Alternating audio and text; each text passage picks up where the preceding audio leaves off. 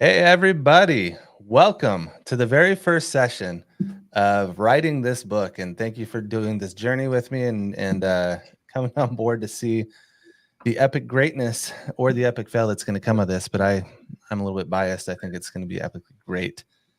So on with us, we have Steve Buchmiller. He is our professional in all of solar, but he's coming to represent Site Surveys here today with us.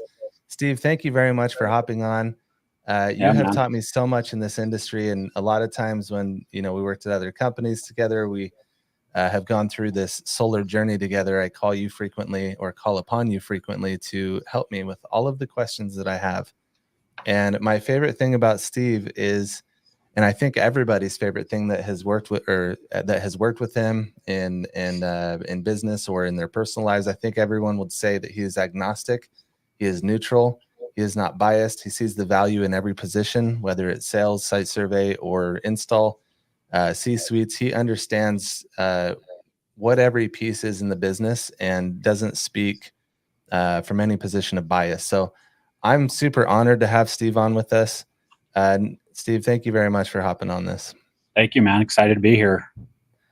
Next, we have David on with us. David is going to be representing a lot of the questions from the solar industry that maybe Steve and I have talked way too much and been way too acclimated to this type of environment where we can talk operationally. I use it for sales. I use this knowledge for sales, and I know so many people out there say the more technical you get, the worse it is for sales. My position on that is, well, then don't say it. You can know it, but you don't have to say it. And so David is on here to be the voice of the more novice questions, and I'm not using that as a slight, David. Right? We Mhm. talked about this earlier. Like, you've been in the industry for 4 years, you know a lot of your stuff, but you also don't know the operational things. And so I really appreciate you coming on here and representing, the speaking piece for a lot of people in the industry that might not know the levels that Steve and I do. And so thank you for hopping on, David. David, let's go ahead and start with you. Why don't you explain who you are, what you're about, and why you're on here to do this with us? Yeah, absolutely. Appreciate you having me on here. It's a pleasure. I'm excited to jam with you guys. Yeah, I've been in the industry 4 years, and just I saw you, kind of throw out a post. You were doing this. It seemed something that was, super exciting. I love the solar industry, and to be a part of something like this is super exciting for me. And I just wanted to get some more knowledge for myself. I'm a student of the game. I'm always trying to learn better myself. And the more knowledge I have, the better I can do for my homeowners, and the better I can do for the industry.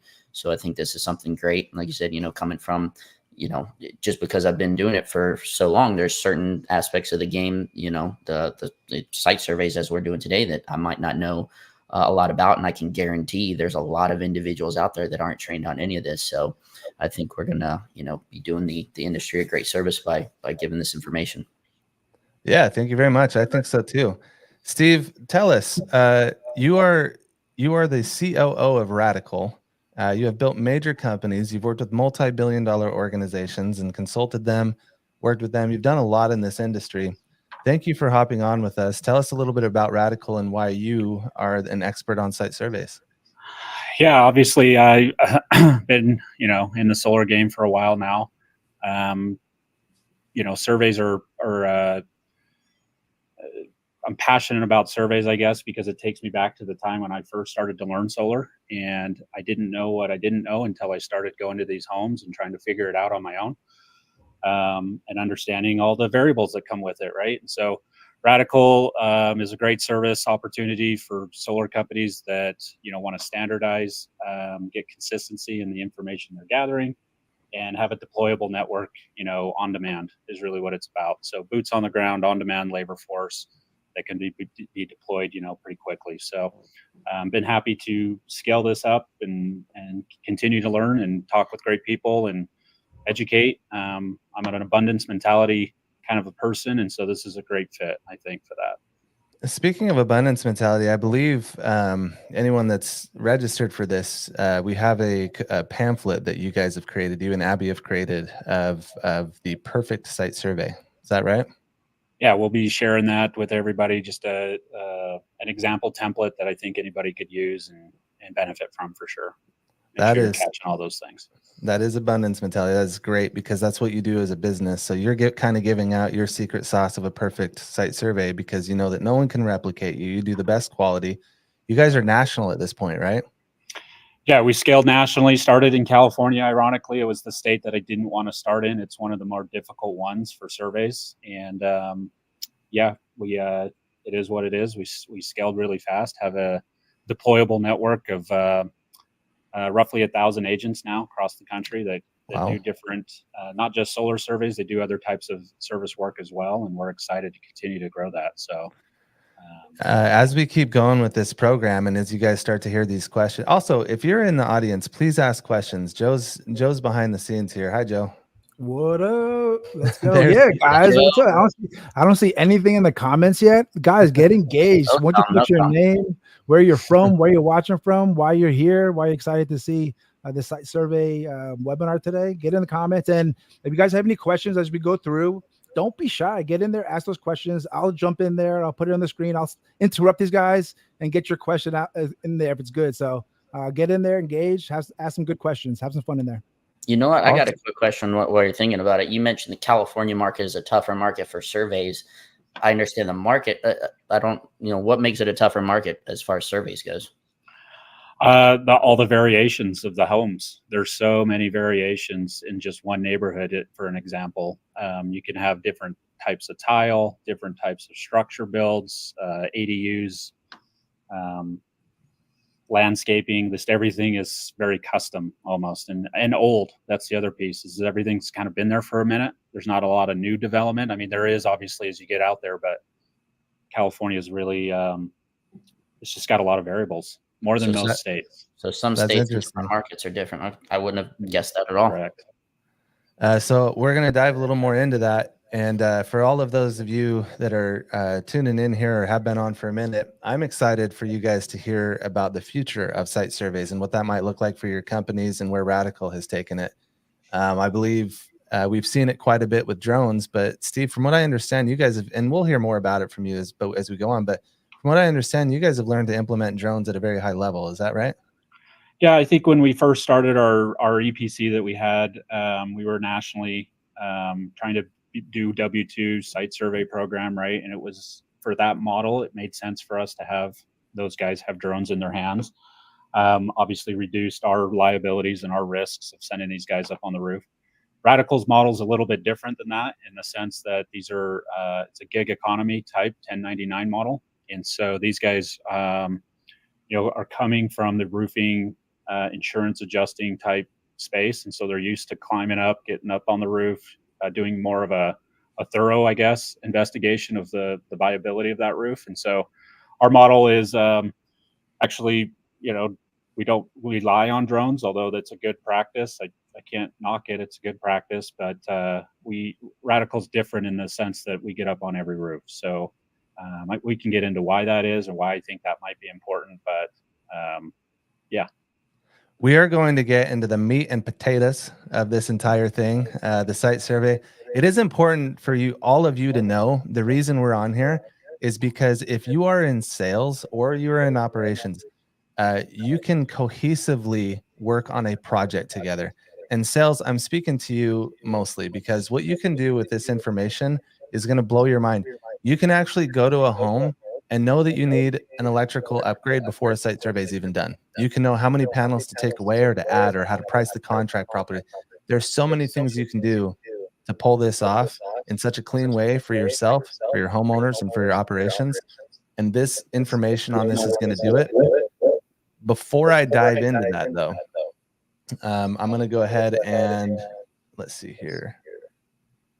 Talk a little bit about Steve. Steve, let me share the screen here real quick. This is how you get a hold of Steve. This is his Instagram account, and this is his wife's Instagram account, Abby. Some of you may recognize co-founder. Yep, co-founder, Abby and Steve. So please follow them, and I'll play this. I'll put this up again a little bit later. But if you guys want to contact them or follow them, they have beautiful knowledge on pretty much anything solar. But obviously can answer a lot of your site survey needs. So before we get started real quick, I want to play a little video for you guys of Radical. It's just a minute video. And then we're going to get into the meat and potatoes of all of this training and how you can apply it to sales. So Joe, why don't you go ahead and show us that video of Radical real quick, and then let's dive into it.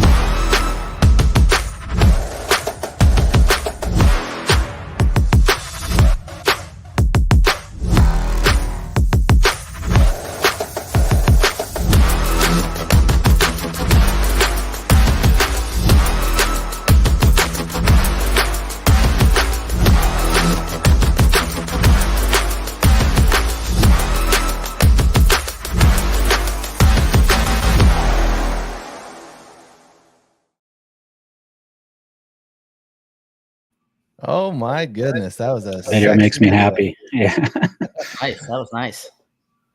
All right, so here we go. We're going to start diving into this training, and the first thing I'm going to start talking about is Steve. Why is a site survey necessary? I heard recently that a site survey is actually part of the engineering process. I didn't think of it that way. I always separated them. Yeah, I think, you know, when I get asked this is my answer, right? Is you have to set a baseline of this is a construction project, right? So it's a construction mentality. And with a construction project, there's multiple variables. And with those variables, you can affect costs, expectations, and all those things can cause confusion, delays, all that, right? And so a site survey just helps essentially eliminate as many variables as possible. That's the goal of the survey, is to close a deal, do a proper survey, and the whole point is to reduce all of the changes, and the goal is to have zero, right? That's the point. And zero changes on the contract and on the project and on the price, right? Everything. Yep. You mentioned it's obviously needed for designers and engineers to do their plan sets, right? But then the piece I think everybody kind of forgets or doesn't consider is it's also for the installers. Installers are asked to wake up in the morning, show up to the shop, get prepared. Operations guys are constantly trying to get them to not go to Home Depot, not go take the extra trip, leave site, come back, right? All those things cost money, time. And so it's an opportunity for them to know before they go, right? And I think that gets missed a lot as well. It just increases the odds for inspection pass rates. Guys are more prepared, boost morale. Nothing's worse than an electrician that's unprepared when he shows up to a site. They hate it, I promise you. And if they, you know, an effective site survey will empower them to have all that information so they can be more successful. So how can you as a sales rep, this is the question, this is why I'm writing the book here. How can you as a sales rep understand the operational side of things a little bit better so that when that site survey comes, there is no difference between that site survey and the proposal and contract that you generated? What I think that will do is I think it will eliminate a lot of the unforeseen adders that you believe that you're being knocked. And to rephrase this in a different way, a lot of sales reps are so focused on lead generation and going and knocking more doors. And a lot of companies incentivize people to go and do it. They even throw out iPads and company trips for closed projects. But what doesn't happen frequently is those projects don't get installed, or a sales rep thinks that they're going to make a $5,000 commission and only make a $500 commission. A lot of these things happen. So it's my belief, and what I've proven in my company, Helio Gold, that I no longer run and operate, someone else does, and they're killing it. Thank you, Jason. But what I learned from all of these sales reps that I've trained and all of the operations I've worked with is that if you know this stuff, you should double your income without worrying about more lead generation in two ways. One of them is you will never miss an expense again, or three ways. You'll never miss an expense again because you'll add it into the agreement and your homeowner will know about it. The second way is you're not going to lose to competitors. Although your price might be higher, yeah, balloons are worthy of that. although your price might be higher than other competitors, you'll be able to logistically explain why it is. And when that homeowner goes and talks to that competitor that they may have frankly liked more than you, and that competitor is like, I don't know that. We won't know till after the site survey.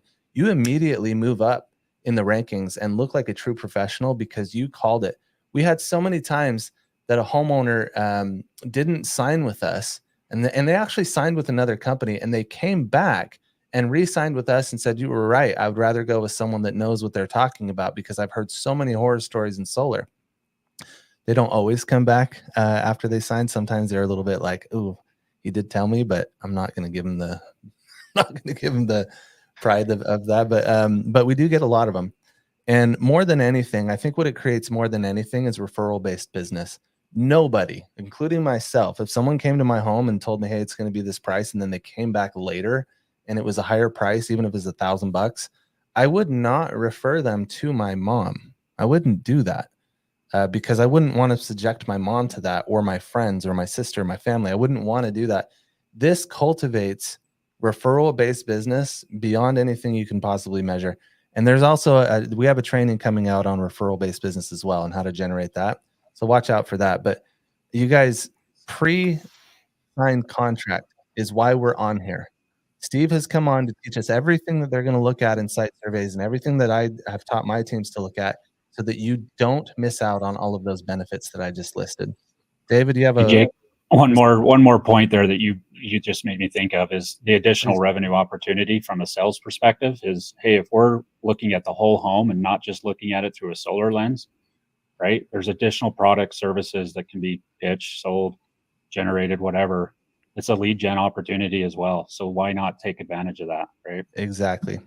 So the first question I want to ask to you, Steve, is I've seen multiple companies, and this is like a scale, like sometimes they agree with it, sometimes they don't, but I've seen multiple companies try to implement sales reps doing a site survey. Why do some companies try to have a sales rep do a site survey, and why are some companies adamant about themselves doing it? Yeah, I think it comes down to culture and what their goals are, right? So I think obviously it reduces cost spend, right? Anytime you can get a commission-based employee to do some of the work operationally, there's the illusion, in my opinion, of cost cutting. The problem with that is it comes at a price. And so that price potentially could be things like missed opportunities, missed data, missed intel that can throw the project off on costs or expectations, right? So you're playing a little bit of a gambling game, in my opinion, when sales are running the survey program, because they have blinders on, right? And sometimes you get, you forget that, hey, there's more to this story that I need to tell so that the rest of my team can do their job effectively. I like to think of it too, like, so you have a lot of companies that are just super adamant about not letting sales do surveys. And I would say those ones probably have more of a strict policy on a construction review type process, where they're not, you got to imagine if I'm a roofer and I'm looking at a job and I'm trying to assess what it's going to cost to do that. If a sales guy only gave me 10 photos and I really wish I had 20 more to really make this go. That's a risk I'm taking as a business, right? Like I can make a decision and just go with what I have. Let me interrupt you or there. I can know my cost better. Say that again. If a sales rep gives you the data, the company is then kind of gambling, so to speak. Like, okay, were the photos that this rep gave me the complete and full story? We're going to go through paying for a permit. We're going to go through paying our site surveyor, pay through rolling our trucks, which cost gas, insurance, hourly time for people to drive to it. We're even going to stack our equipment inside of this truck or this trailer. And we're going to lose another install that we could have done because we're going to trust the photos that you as a sales rep took 1 month later after that site survey, spend all of this money and hope the photos you sent us are accurate. That sounds like a massive gamble. I can It's give a you gamble, a right? Yeah, I can give you a prime example of that gambling. I was working for a smaller company, did site survey myself, and I didn't get up on the roof. Obviously, that's not part of my job. So took pictures. So deal gets installed. There's a bunch of leaks on the roof because they had a problematic roof. So they never checked it out before they installed it. Now, like you said, with gambling, rolling the dice, they had to come back and repair, all the damage from leaks. So now that's cost for the company, obviously, and that's also an upset homeowner. And it actually ended up being a person that was, a friend, not a good friend, but an acquaintance. So now I look bad as well. So yeah, that was a gamble, and we lost on that one for sure. Always happens to a friend and never to a stranger, right? Yeah. That's interesting. So Steve, that makes sense. It's a pure gamble if a sales rep does the install. As far as the installer is concerned, you said something earlier, because I will put this in the book. You said something earlier that maybe, and I'm not going to quote you on this, but maybe the companies that have their sales reps doing the site survey are chincing a little bit on the expenses because they're having a 1099, someone that's not on salary go and do a portion of the job, but there is a tremendous risk factor to it. What if someone's on this training and they learn everything and they know what I know, and I come to you and I say, hey, I know your guys' red line, but I also know that site survey costs money and I know how to do it really well. Lower my red line so that I can go do the site survey. What does it feel like to an installer when someone tries to change the operations of an entire company? Well, it makes it hard, right? Because I can tell you from experience, this is what I would say to you, Jake, if you came to me as a dealer like that. I would say, well, it's hard for me just to control how to train a national survey program and get them to do it the same way every time. And I have total control over that. So you're telling me you're going to build a team and duplicate the exact same thing. And if you can execute on that, then I guess we can have that conversation. But I have not seen that. I have not seen a national big, it doesn't even need to be national, just a large solar division, team, sales group, whatever it is, successfully train and keep training and hold accountability and get refined and get a deliverable that's consistent. Yes, I've seen reps do surveys better than some of the best surveyors out there. I've seen it for sure, but is it repeatable? Probably not. And do you really want to spend your time doing training to do surveys, or do you want to spend your time closing deals? That's what I would say. Now, sales reps, and I know that I had this mentality, so what I'm about to say has changed since then. I've grown up a little bit, Steve, so don't attack me too much here. But is it outside of the realm of possibility for an installer? This is a question for everyone, not for me. Is it outside of the realm of possibility for an installer to, let's say, like Empire that you had like hundreds of dealers across the country? What if 3 of them came to you and tried lowering their red line, and they said, hey, lower it. I'll do my own site surveys. I'm capable. I'm one of those people that you said that you see that I do a good job. So I would like a special deal with you because of that. That's a potential. Like I said, what I would want to do is I would control the outcome. So, hey, if you can follow this template and you can give me everything I need, then sure. But here's the things to consider. What happens when it goes south? What happens when you fall off your ladder? What happens when you open up a dead front and, heaven forbid, hurt yourself, let alone the equipment that you put at risk, right? And so then I would ask, are you covered? Are you insured? Do you have workman's comp to help with that? Because if it goes south, I own that. And if I'm, like I said, if I own that, then I'm going to want the control of it, right? So that is again, absolutely it's intriguing. not a hard no, but it's like, it's a probably not, because like nobody has that, right? You brought up a super strong point that I hadn't even thought of. If you're a 1099 worker for a solar company, and you trip and fall or you get injured inside of the house, is it not the responsibility of the installer still? So to your point, if I'm doing a site survey and I create damage to that home, and I specifically am sending this site survey data to a company, could the homeowner go after that install company? They're the ones that are licensed, right? Yeah, lawyers are always going to follow the money, right? And at the end of the day, it's the installer that probably has it. They're also the ones that are liable, right? They're the ones that are, from a contractor perspective, right? It's looked at as, hey, you have the license, you have the insurance, you have the coverage. It's your job to make sure the people that do work for you are also covered And if they're not, then it falls on you. But what if they're a sales org, like a sales org that's completely detached from the installer? That's the risk I'm referring to. That's one of many risks, right? Is you're playing a risk reward game, and smaller companies will play it. Bigger companies have learned and have probably been bit and won't play it. And the bigger you get, as you know, that means the bigger, more money you have, the bigger the target. And if, again, heaven forbid, something happens, and it's not really the homeowner that you're necessarily worried about, it's the spouse of the person that got hurt, or it's the family member, or it's, you know, somebody that now no longer receives an income because, you know, their significant other is no longer able to provide. And so, to me, it's just not a risk that makes any sense. But you know, to each his own. No, that makes perfect sense. Go ahead, David. Speaking to some of what you were saying, if I, 1099 sales rep going to a home, even if I'm not perhaps maybe getting up in the attic or getting on the roof, would you suggest I should have insurance myself, even though I'm not going to be doing a survey? Like that whole slip and fall, I've never even thought of something like that. Yeah, I would suggest it. Does it cost more money? Yeah, there's a yearly expense to having minimal workman's comp, coverage, right? And that's really what it is as a 1099 person.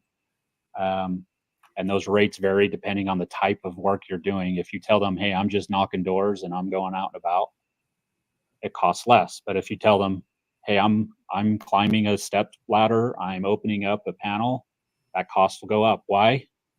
Obviously, because the risk exposure is tenfold, and they want to make sure you're paying enough money to cover yourself, right? Yeah, makes sense. Never even thought of that like that. So when we're asking an installer to lower their red line because we're capable and we're insured, because as a sales org, I had to get insured. Some companies required it in order for me to carry their product to sell it. Even as a sales org, you're still saying it's a gamble. Even though I've taken the proper steps as an installer, it's still a gamble to you. At the end of the day, I'm responsible for what you do at that home.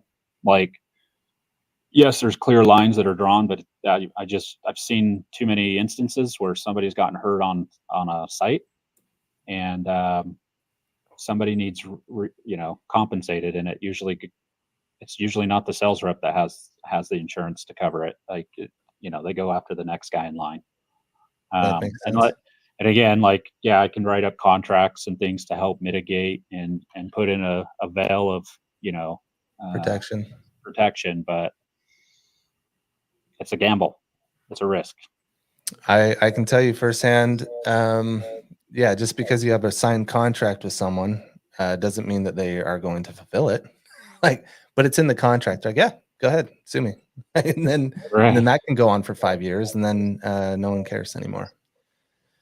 Interesting. Okay, so next thing I wanted to ask you, does a site survey have to be done in person? I see so many companies across the country that are like, no, we don't need to do a site survey. We've done 1 million of these. What is your stance on that?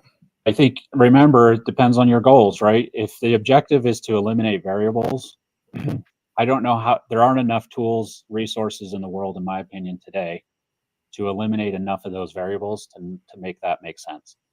Can you check some of the boxes though with the virtual survey or with some, different data, satellite imagery, things like that?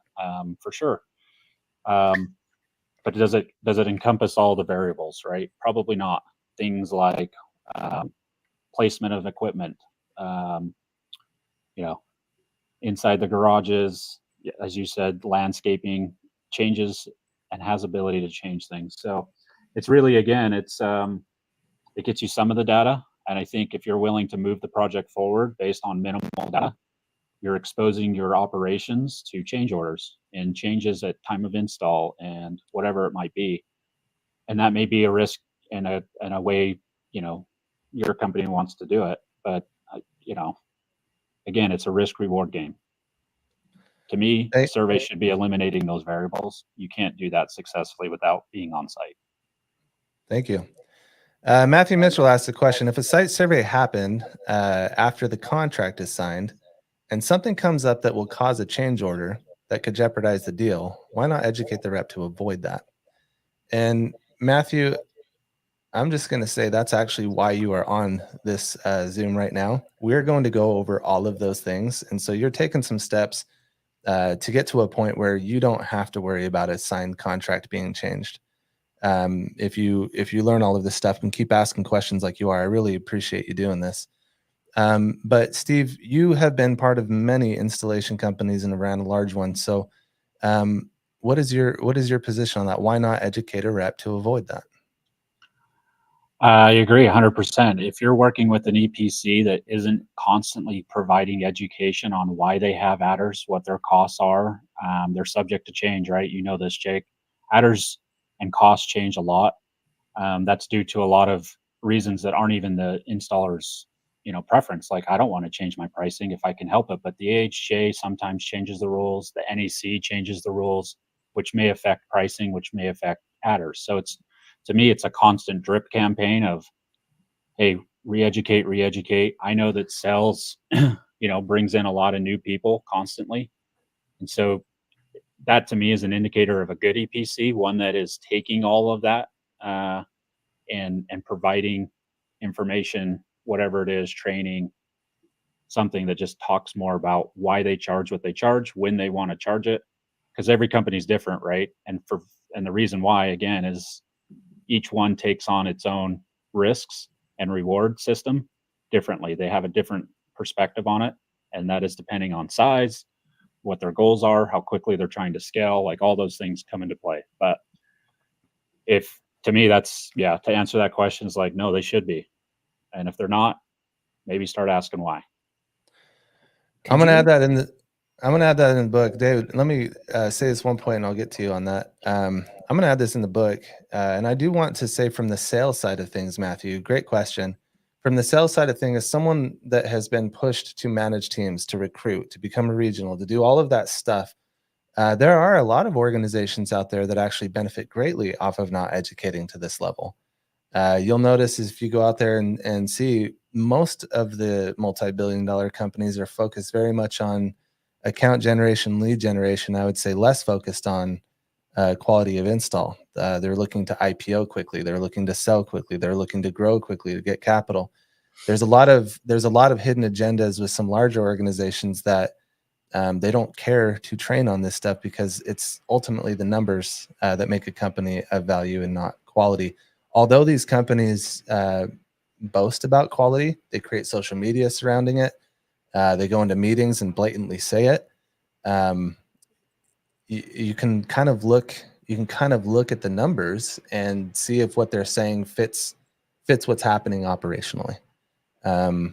So I would say in some cases, Matthew, it's on purpose not to educate. Is that harsh? Is that harsh to say? All right, David, what was your question? Yeah, kind of a small one, but I think a lot of people might not know this. Could you elaborate on what AHJ stands for and what their role is and what that actually means? I'm certain a lot of people out there don't even know what that means.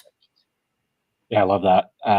AHJ is an acronym for Authority Having Jurisdiction. It's typically a city. And the thing to remember from a sales perspective is that they are the kings of the hill, and what they say goes, even if they're wrong. It doesn't matter.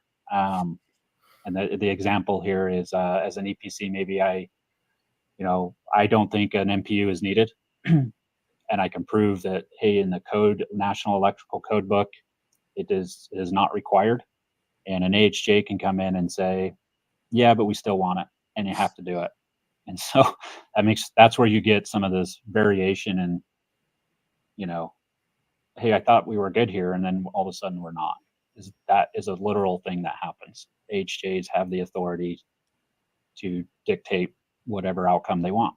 So you can fight it, you can go to battle, but it's usually a waste of time. And I think exactly what you said just goes to show the importance of having somebody who actually knows what a site survey, like a professional, because someone like myself, it's going to, as a sales rep, it's going to be impossible for me to know all the HJs in my area. Like I'd have to do a whole training on just that. So even though I may be pretty good at site surveys, maybe I'm not familiar with this particular jurisdiction. And I know a lot of companies out there doing blitzes. There's no way they're teaching their whole team on that specific AHG or AHJ. It would just take too much time. Definitely. Yeah, 100%. For everyone watching, I do have some very cool stuff to teach you. If you run teams, or if you have site survey issues yourselves, I have a really cool tool that I implemented inside of my company. And when I've gone and consulted other companies, they love this idea. I'm going to get to that in a second. Stay tuned for this, but I want to ask you some more questions, Steve, and I have some photos to start going over for you. This is we've for everyone on here, we've talked a little bit off screen, and Steve, from what I gather, hates this question.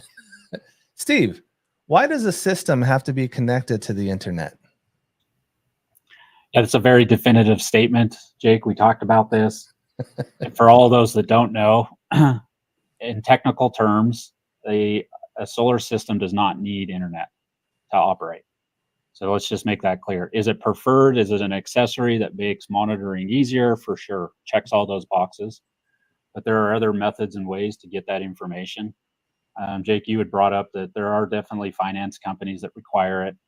They want the system hooked up so that they can monitor it from, the Philippines or wherever they want to do it from. There's obviously a cost savings in doing it that way, and that's why they require it. It makes it easier for them, makes it more scalable, like all those things. And so, yes, I do recommend you connect it to the internet, obviously, but does it mean the system won't produce? No, not at all. That's a good point. The system will produce if you don't have internet. How do you monitor it? How do you check it? And Steve, I know you had some good tricks. Like, for example, we can go outside. If any of you know how net metering works, those meters that were on the side of the home used to have like rotators on them, right? And a meter guy from the utility company would literally come and read the meter and see how far it had rotated and bill you that way. I remember that as a little kid. They had to have access to it, but they switched all to a digital meter, and there's a reason they did that. They were getting ready for net metering. Everyone should have a digital meter now. Steve, how do you tell if the system is working even though you don't have internet? Yeah, there's a couple different ways, but obviously you can go out and look at the meter. Even if you still have an old dial, it'll go the other way when you're producing. And that's a good indicator. I've seen it. On the new digital meters, they track which way energy is flowing. And so if you're producing, it'll go back towards the grid. It'll go to the left. If you're not producing and your house is asking for more power, it'll show a little tracker that goes this way. That's an indicator. The other thing you can do is obviously look at your utility bill. The whole point of net metering and putting in production meters and utilities requiring different meters is for that reason. They need the ability to track what you produced, what your consumption was, and then they reconcile it, right? They have to prove it. They have to have a mechanism to prove that, because I'm sure they get obviously a lot of homeowners that are saying things like, I shouldn't have a bill, or my bill is too high, or what's going on. The utility owes that to its customers, a way to essentially itemize that usage, and that's how it's done. So I don't know if that hit on what you were looking for there, but yeah, it does. If you're a solar sales rep and you go outside, you can literally look at the meter, and those numbers that keep flashing up there, one of them is the kilowatt hour usage since that meter has been installed. You can literally see those numbers ticking backwards. The solar is working. And another little cool thing about the meter is on the meter, if you look closely, there's some fine print. It's some numbers. It's usually like a 9 or a 12/12, 9/12, 10/12. When you see that, that's actually the month and the year that meter got installed. Some meters have that on there. And so when I would knock on the door and say, hey, how long have you guys lived here for? I'd already kind of looked at the meter. I kind of like to do that before I knock on the door, if I can, if it's not awkward, because I'll know, one, if they have solar, because you'll see those placards all over it. Even if you can't see it from the road, you'll see the red placards. Second is it allows me to know what I can pitch at the door. But third, I can also see the consumption. And if they're not home, I'm sorry, I don't do it right before I go knock. That's right before I go into an appointment. When I'm knocking the door, if they don't answer, I might go and look at that stuff and put it on my notes. Because if you know the year and you know the year that you're in, hopefully, if you know the year it was installed and the year that you're in, and those numbers tick, you can actually just divide it and find their annual usage. You can basically estimate about how big their system is going to be before you knock on the door to see if it's worth it or not.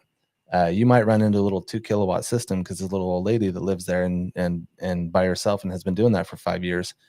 And so I like to kind of look at that stuff. Kind of a cool thing with the meter, but it does tick backwards. But like Steve was saying, on some TPO products, and TPO stands for third-party ownership, that's leases and PPAs, they do require you to have a connection to the internet for one reason. That is to honor the rate production guarantee that is promised. And as a sales rep, I know that that's one of my main points when I'm selling a lease or a PPA, is that they get a rate production guarantee. Whatever kilowatt hours is on this contract is what the system will produce, or you will get a check back for what it did not produce. You don't typically get that on loans and cash. And in the contract of a lease or a PPA, it says that in order for them to honor that rate production guarantee, you must be connected to the internet. If you're not, then you don't have one anymore. And so when I'm in a home and I assess, it is going to be a third-party ownership. Miguel says, thanks, I didn't know that. When I have assessed that it's going to be third-party ownership or a TPO product through a series of questions that I ask them, one of the next questions I ask them is, okay, have you guys got internet? Have you seen a tower somewhere around your house that looks, something like the internet tower?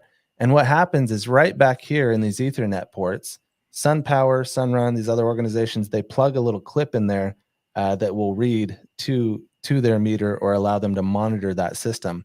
This is where you see the apps on your phone that can tell how much is being produced. You have to have an internet tower for those reasons. And it used to be, or didn't used to be, I'm sorry, it used to be. I don't know if SunPower still does this, but if you did not have internet, you couldn't do it. That might have changed since then. But let's see here. What was I going to say? Sometimes this wireless tower is way too far away from the meter itself. Sometimes that tower cannot reach, that Wi-Fi signal cannot reach, and they cannot connect that system. If they can't do that, your installer cannot get funded on that account and they cannot pay you. This is one of the reasons people don't get paid for TPO products, is they never get it connected. They get clawed back, you get clawed back. They say the homeowner didn't have internet, it's not working. Whose fault is it? Is it yours? Is it theirs? You should have found that on the site survey. Me as a sales rep, I say you should have opened your mouth and asked the question. If you've ever come on this, if you've ever sold before, or you are on this call now, you now know if you're selling TPO, you should ask if they have these and where it's at. And I like to know where it's at in correlation to the electrical panel, because if it's far away, I now get to prep my homeowner. I get to say this, hey, just so you know, they have to connect to your tower for that rate production guarantee that we love. The reason you wanted to do this, if it's too far away, they may have to run another Ethernet cord. They may have to run an Ethernet cord from this device to your Ethernet port, or at least another one. You may need to order another one. We're going to see if it works. We won't know till after site survey. This is not a solar thing. This is not my solar company thing. No matter which company you go with, this will be a problem because we don't control the Wi-Fi strength. Steve, what do you say to all of that? And what are some of the things that people might look for if they have to run an actual Ethernet cord? I know earlier you mentioned they might not have to do that. Yeah, there's obviously other options, right? Like cell kits. They're a little more reliable. Wi-Fi is, we've learned, because of where those routers are, doesn't always boost.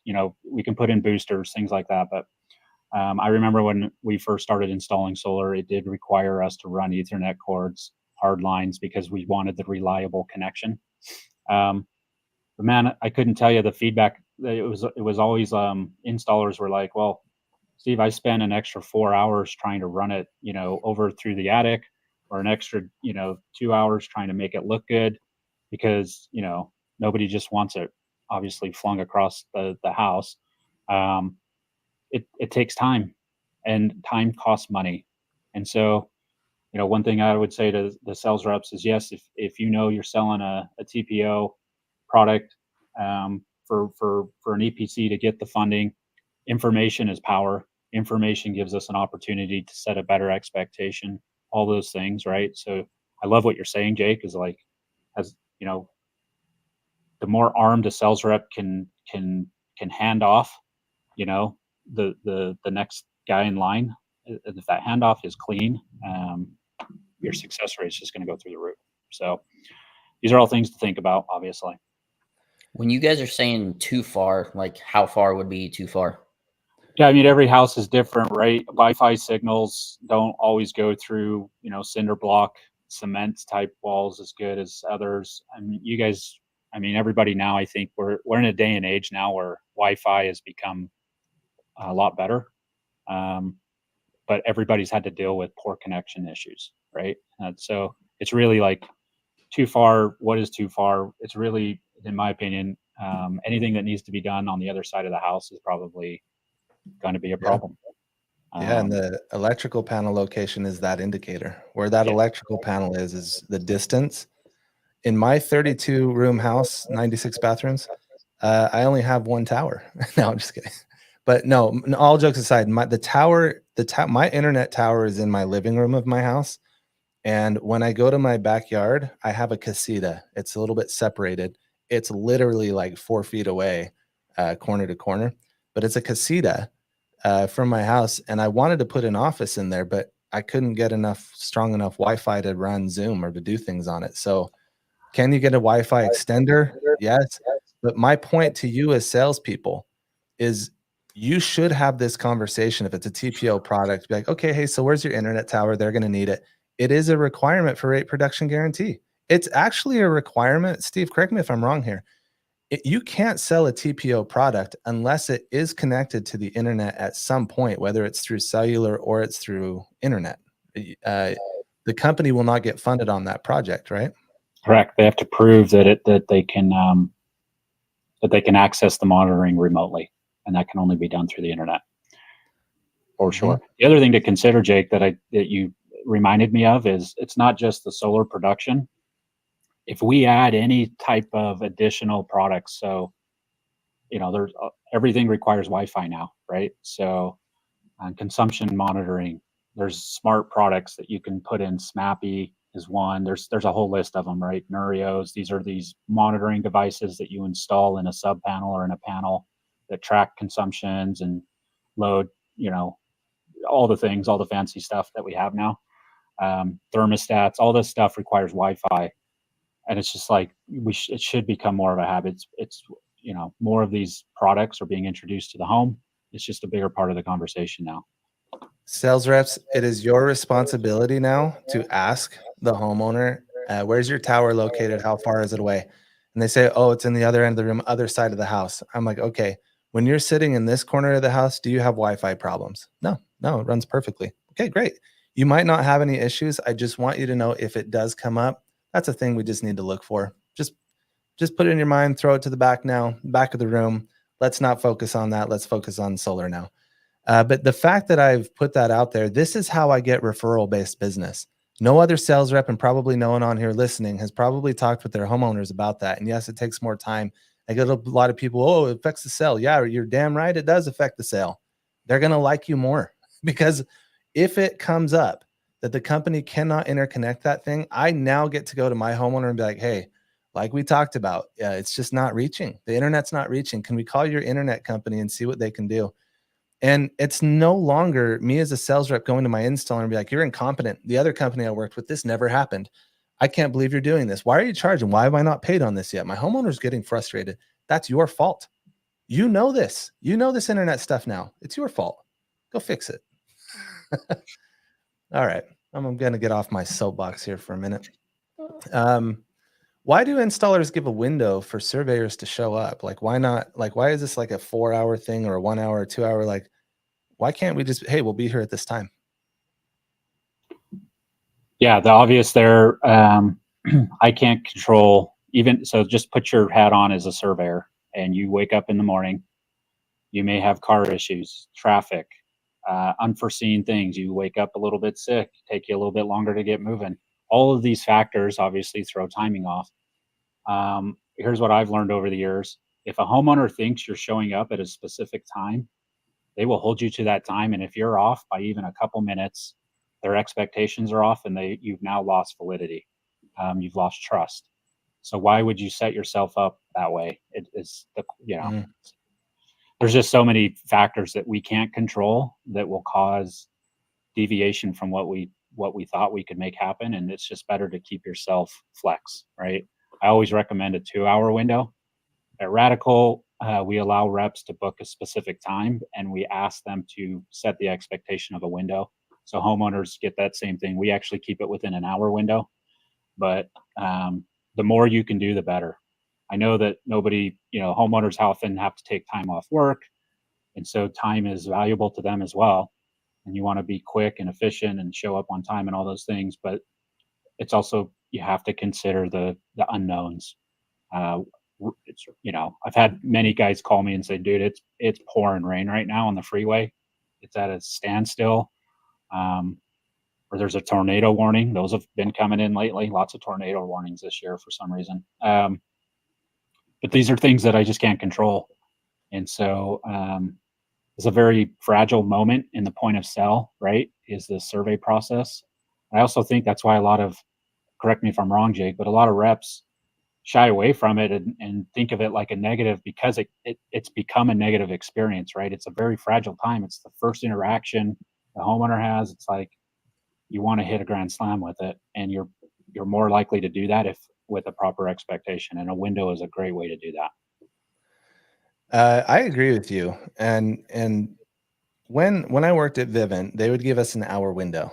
I learned very quickly over the course of 8 months, so probably not so quick. I learned eventually that when they gave me an hour window, I would turn it into a 3-hour window. And I kind of stuck with that same process throughout my career. Even when I started working with other installers, EPCs, when I built Helio Gold, we would get our window, and I extended it, because you're right, Steve. You brought up a good point. Whatever the homeowners hear, they now hold you to that expectation. And if life happens for any reason, then you're no longer a quality company because you didn't fulfill in the very first task that you could do. So here's my $10,000 piece of advice to all of you that are running teams or deal with sales reps. At Helio Gold, we did have this problem. We did use multiple companies. We were a dealer, and we did use multiple companies, and it was hard to navigate the intricacies and navigate the emotions of those different installers, or their policies, or their processes. Each one of them are different. So I started telling my reps, whenever you get an estimate on a site survey, add an hour to it. Now, they adopted that mentality because of what Steve talked about, setting the expectations with the homeowner. But I had to do something further inside of my offices. What I did was, because I know that site surveys are missed sometimes, or that window is missed, or they have to cancel for whatever reason. And there's 1,000 of them. The guy called in sick. Someone fell off a ladder. Someone quit and they couldn't fulfill it, or the company just dropped the ball. There's 1,000 reasons this could happen. But what I do in the home is I have a printout of the steps. And one of the steps is site survey. Then it goes to CAD and then permit. And I write a note on the side of each one of these as I'm closing the project, because I know through the history of me selling, I know that things can come up through every single step. For example, they could show up on install day, but then have to leave because they didn't have the right equipment. Why are we not prepping the homeowner for that? So here's how I prep the homeowner for site surveys. I give them that window, I add time onto it, and I write and I say, this is important. This is your time. And I know you're taking work off for this. If this is missed, don't worry about it. I'm going to get you a $100 gift card. I don't write all this. I tell them, and then I write a note. I'm going to get you a $100 gift card to your favorite restaurant. You put the time in to be here. I want to be able to repay that time back to you for something that you love doing. What's your favorite restaurant? And I would write it on there. By the time I wrote notes on each of these things, I'd snap a photo and put it in the folder that I'll tell you about later. But now when they call, hey, the site survey was missed, we're frustrated. Like, yeah, remember this picture? Remember, I'm going to get you that gift card. It's already on the way. I already know Red Robin is your favorite, right? And it helped a lot. But what you do with your teams is really critical and important. This is what I did. I went and bought an iPad and I set it out front and I started writing people's names that missed site survey. And I would say each meeting, we had them once a week. I'd say, all right, next time. All right. Now, who has missed a site survey this week? Anyone missed a site survey last week? Anyone raise their hand? I did. All right, here's your $100 gift card. I put a tally mark up by their name, because when they reached 5, they got a free iPad. And they already know that their homeowner got a $100 gift card from the company too. And so they got to call their homeowner and say, hey, we've got your gift card coming to you. We're sorry about that. We do have another time scheduled. They got a gift card, and it's a tally mark towards them getting an iPad. I turned a very negative experience into kind of a positive one for the team. And I'd highly recommend, if you guys are running into complications or issues with site surveys or missed times or things like that, create an incentive program for them that keeps them happy with your installer and with you. I think that's a very powerful way to turn a negative into a positive. That's a great outlook. I like that a lot. Thank you. Sometimes I know what I'm doing. All right. Next, site surveyors. Has anyone had a site survey come to a home and they leave? I've definitely had this happen. And one of those times that happened was when it was a 3-story home. And on this 3-story home, you have to imagine 3 stories up. There's not a ladder that's big enough that fits on these trucks for these cars that the surveyors drive. It's not like an Inspector Gadget, blow it up there, and there it is at the top of the roof. Let me pull a picture up here for you. Imagine I'm probably as tall as that plant. Oh, a cool little tidbit for all of you. These eaves that are hanging right here, the bottom of these areas, they're typically about 10 feet off the ground. And I use that. I'll actually put a little sticky notepad and draw a line. I'll use that when I measure trees for shading. They're usually about 10 feet up. So you have to imagine we're about 30 with the roof, probably 35 feet off the ground here. A site surveyor cannot drop a ladder here and have it extend all the way to the top of that roof. That is scary as hell. Another option is they could come through the house and set up a ladder on this patio right here. But you have to imagine then they're walking solar panels through the house to get to this. Or they can do a ladder from here to the second floor and then a ladder from the patio to the roof and run panels up that way. But you guys, a 3-story house, this is an adder. They should assess this. This is one of the things that you should know. When you reach a 3-story home, your install company might not come back and tell you, hey, it's going to be an adder because we have to get what we call a scissor lift. They're not going to tell you that. This is going to come at commission time. Oh, we had to rent more equipment than we thought. Well, what the hell is a scissor lift? Like, what's it for?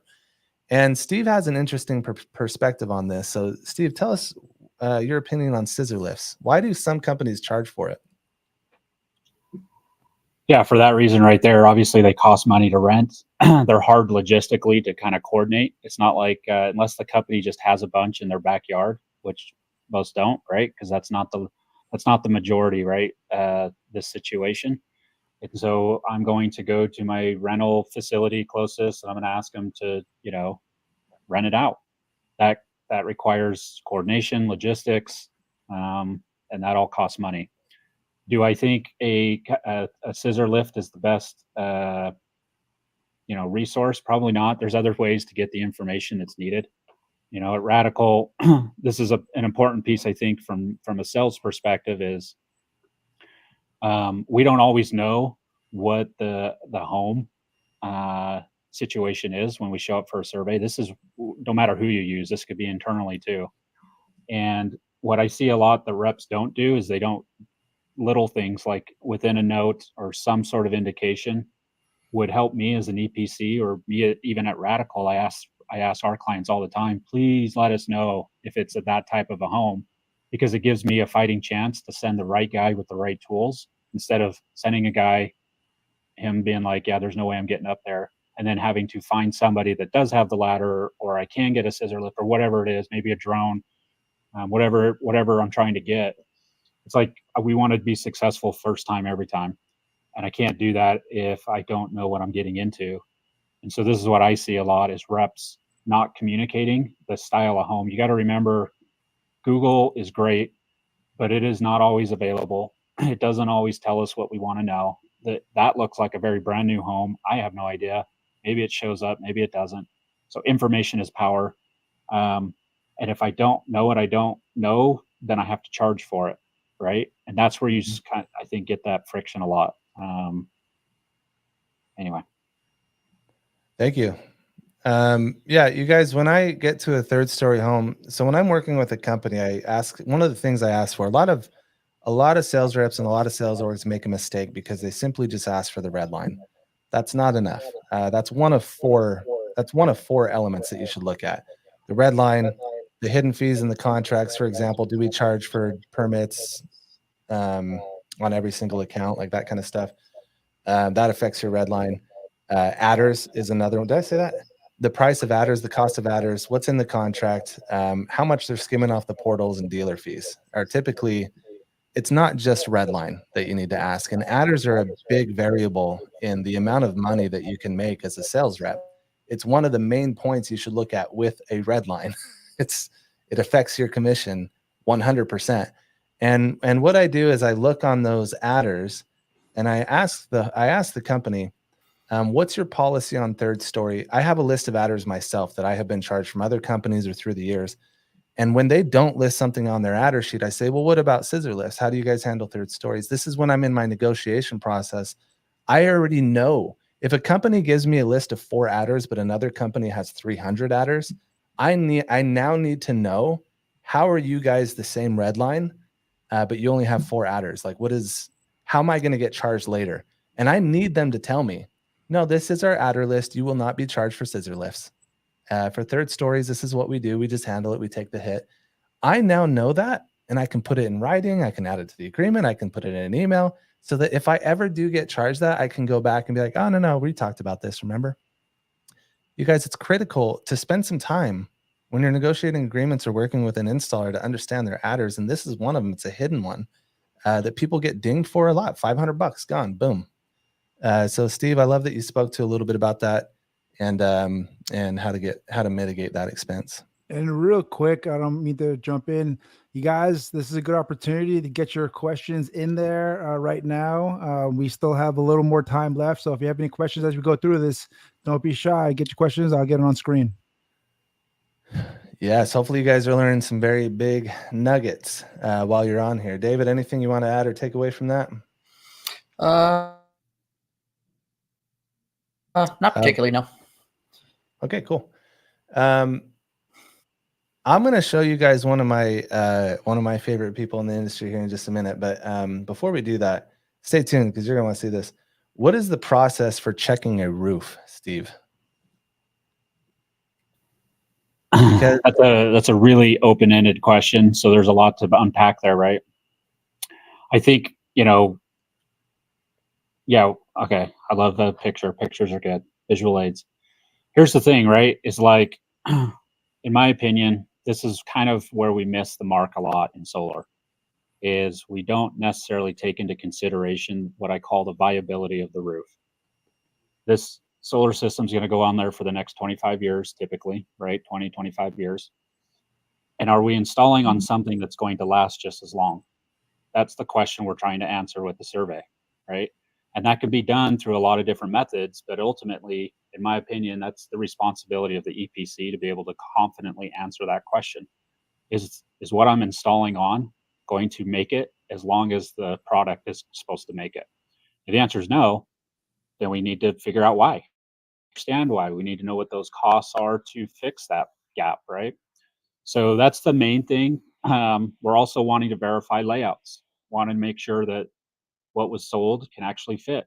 We're wanting to verify obstructions. Those don't always show up with satellite imagery. We're wanting to verify,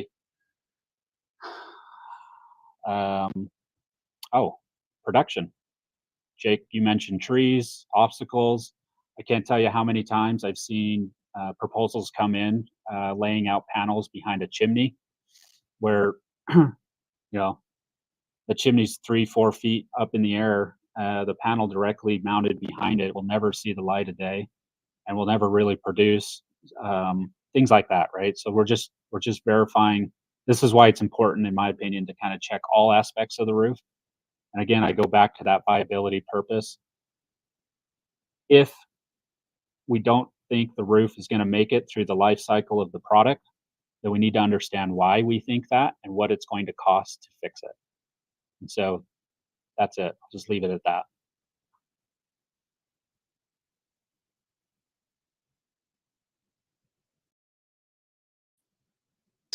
Right, that just costs more money. Mm-hmm. But I do want to ask you, I want to get a bit more granular with this, if that's okay, because I have a lot to write, and I want to know a little bit of the process between these different roofs. Is that cool to go a little deeper dive? Cool. So with the asphalt shingle roof, What is it that a site surveyor is checking for specifically on this? I've heard, let's say that they're on this roof plane over here, right above the garage. I've heard that when they're looking for the integrity of a roof, they might lift up a little tab right here and look at the ply. Then they'll do one in the middle, and then they'll do one at the end. But on install day, they didn't check in between those two tiles, and they'll find water and say, hey, we can't do this. Is it true that they're only checking like 3 spots on a single roof plane, or how does that work? Yeah, I mean, as you can imagine, water comes in from all sides, shapes, angles, right? And so it's very possible to have water damage in a spot that doesn't exist in another spot on the same roof plane. Like that's a real scenario that happens all the time, right? And so there's different ways or mechanisms that you can do to try to check and combat that. And so yeah, the things they're looking for again is the pliability of the shingles in this case, on this example, meaning how many more years are left on that roof. And that's why I keep pointing back to the viability of the roof. Is it going to make it for the next 20 years? And in my opinion, most roofs don't check that box. And so as an installer, I need to know, what are my liabilities here and what are they going to cost down the road? And so I might need to know certain types of information, like how many layers of shingle are there? 2, 3. You hear that a lot. Hey, if I need to get a good roofing quote, for me to provide a good, solid quality quote, I need a whole lot more information now, right? I need to understand what the drip edge is. I'm getting into really technical terms now, but it's really for be able to execute and set a proper expectation. What we don't want is to say, yeah, it needs a new roof. We quoted it at $10,000. The roofer shows up and says, sorry, it's $15,000 because you just didn't tell us enough and we just threw a random number and I'm going to hit you with change orders. That happens every day in solar, right? Who does that fall on? Well, heaven forbid it falls on the homeowner. Usually it goes back to the rep. The rep has to eat the commission. Like these are all reasons why, hey, let's collect enough data so that we mitigate those scenarios. So yeah, we're checking for leaks, damage, all things that would point us and give us cues about how long is this roof going to last? What is the current quality state of the roof compared to how long we need it to last? That's it. Keep it really simple. So if I'm hearing you correctly, it almost sounds like if they don't have a brand new roof, you might not be suggesting you install solar. Is that kind of what I'm hearing? Not without some mitigation in place. So again, we don't have to put a whole new roof on the entire house potentially, right? We could do a partial. You hear that term a lot, where we do kind of partial re-roofs, or maybe we just put another layer on. But I don't know if I can put another layer on if I don't know how many layers are already there. Maybe the homeowner did that 5 years ago. There's certain HJs that only allow you to do so many overlays. And again, it goes back to an EPC's risk reward goal. I have definitely been guilty of installing on roofs that I shouldn't have, just like every other contractor out there. As a risk reward. What happens down the line, right, is we install solar. 5 years go, everything's producing just fine, and there's a new leak in the roof. Maybe it was caused by solar, maybe it wasn't, but it still requires me now to take the whole thing off, right, and put it back on. What we're starting to see in the industry, obviously, is a lot of insurance companies are just kind of been accepting this as okay. That's assuming their homeowners insurance even covers some of this stuff. But like what I see coming is insurance companies drawing a line and saying, hey, you want us to insure your equipment, and you want us to make sure that it's going to, survive a hailstorm or whatever, and we'll cover the cost to replace it. Well, then I'm going to need to know what you installed it on. I'm going to need to know more information because I now hold the bill, right? And so it's a matter of perspectives, who's looking at it from which angle. And again, it's that risk reward concept. So do I think every solar should be sold with a roof? Personally, yes, I do. This is something new I've come to realize as I've been in the industry long enough that they go hand in hand. They really are big, that's the whole scope of the work. So I'm going to dive in a little bit here. Oh, go ahead, David. Yeah, I was just saying, so then as a responsible solar rep and as a responsible solar company, and a lot of people probably don't want to hear this, but what I'm hearing is if you don't have a brand new roof within a few years old, most likely you should not be installing on that roof. Is that accurate? It's it depends on what your goals are. That's all I can say to it is should you? I mean, you can go in circles and debate this all day long. Sure. Again, this is the question I would look to answer. Is the roof going to last as long as the product's supposed to last? And David, to answer your question from a sales perspective, like the way that I would handle it from the sales side of things is I would say, look, these installers, and this complements what Steve is saying. Steve is saying it's a risk factor. I simply say the same thing, in other words, to a homeowner. I say, look, the purpose of the site survey is they're going to come on. The installers have to warranty your system for a certain amount of years, which we'll get into with the licensing boards or whatever policies are in place by the AHJs or contractors license board. But some states like California, Steve mentioned earlier, the installer is required to warranty that roof for 10 years, period. And so what I tell homeowners, I'm like, look, the purpose of the site survey is for them to come and kind of assess whether they want to take the risk on of your roof or not. If your roof is going to leak 2 years from now or tomorrow, they're going to be like, sorry, Jake, we're not going to take on this liability. I actually explained to the homeowner what the risk for the installer is. And further, I'll pull out the contract and I'll show them right here. I'll show them the bad stuff because it's not bad. It says, hey, we're going to warranty the roof penetrations for only like a year or something for this many inches away. I'm like, that's because they don't know what you guys have done to your roof. The company that you hired, they don't know what they did to your roof. We don't know anything about your roof, and because someone else did it. But they're willing to take on the risk for this long because we know if a leak's going to happen, it's going to happen within that 5-year time frame. But the purpose of them coming to do a site survey, here's my most favorite line I tell the homeowners. I'm like, look, it doesn't matter if you want solar. It's not completely your decision. And they're like, what the?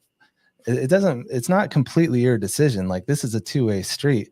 The company has all of the risk. You're paying $0 and you get a $40,000 system, $30,000 system. You pay no money up front. You pay nothing. They're going to come to your house. They're going to front the cost of the equipment, all of their labor and employees, and put that on your roof so you can pay it over a 25-year period. All of the risk is on them. And so it's partially their decision too. And so when they come to your house, they're going to be looking at the integrity of your roof and they're going to give the thumbs up. So when we sign this agreement here today, this is just saying based on these terms and based on our understanding, you're comfortable with this. But we're not going to pay money to send us, and that the install company is not going to pay money to send a site surveyor if you don't like these terms. And so they're asking you to sign this until they spend money to see if they like the terms. So when the surveyor comes, they're going to assess the roof and they're going to go report back to the company. If the company says that's too risky, they actually have the ability to cancel on you. So this is a two-part decision. You're just the first part. And they're like, powerful. Whoa. Right. I love the way you put that. I have another question real quick, if you don't mind me asking, kind of similar fashion.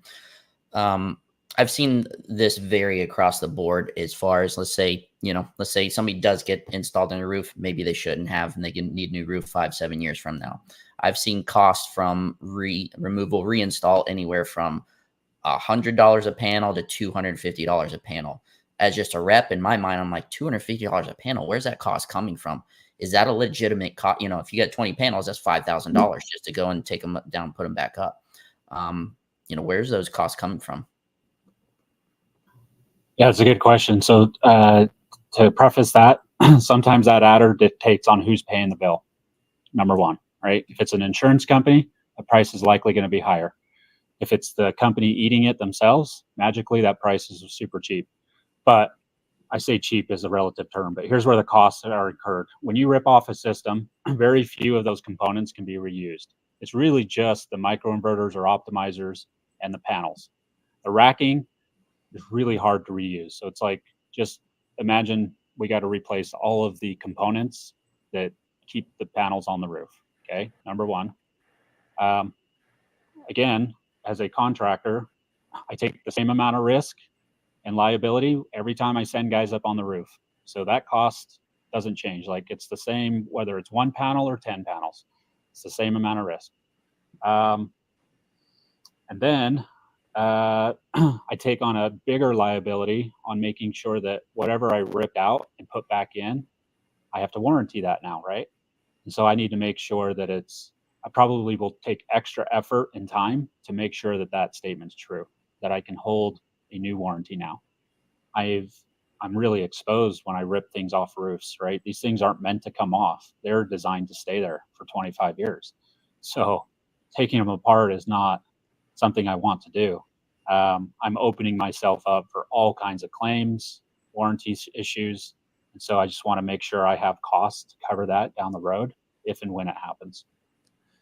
I have something, I have some really cool pictures to show you that Steve kind of talked about to see if your asphalt shingle roof has any hidden stuff behind it or not. And I'm going to show you guys that. But before I do, doing this kind of endeavor actually does cost us money. So we do have sponsors that have participated in this. And I want to show you, luckily for me and luckily for you, I think this is one of the most relevant sponsors that you could see. I have a little 11-second video here for you to see. He also happens to be one of my best friends. Joe, can you play that? Can you play that Lawyers for Solar? My buddy John Dodart, he handles all of my brands, everything, those little terms that you click that you agree to when you buy SolarCon tickets, or you even probably come on this. Those are him. He's written all of these, and he protects us from all the darkness in the industry. Joe, can you play his commercial real quick?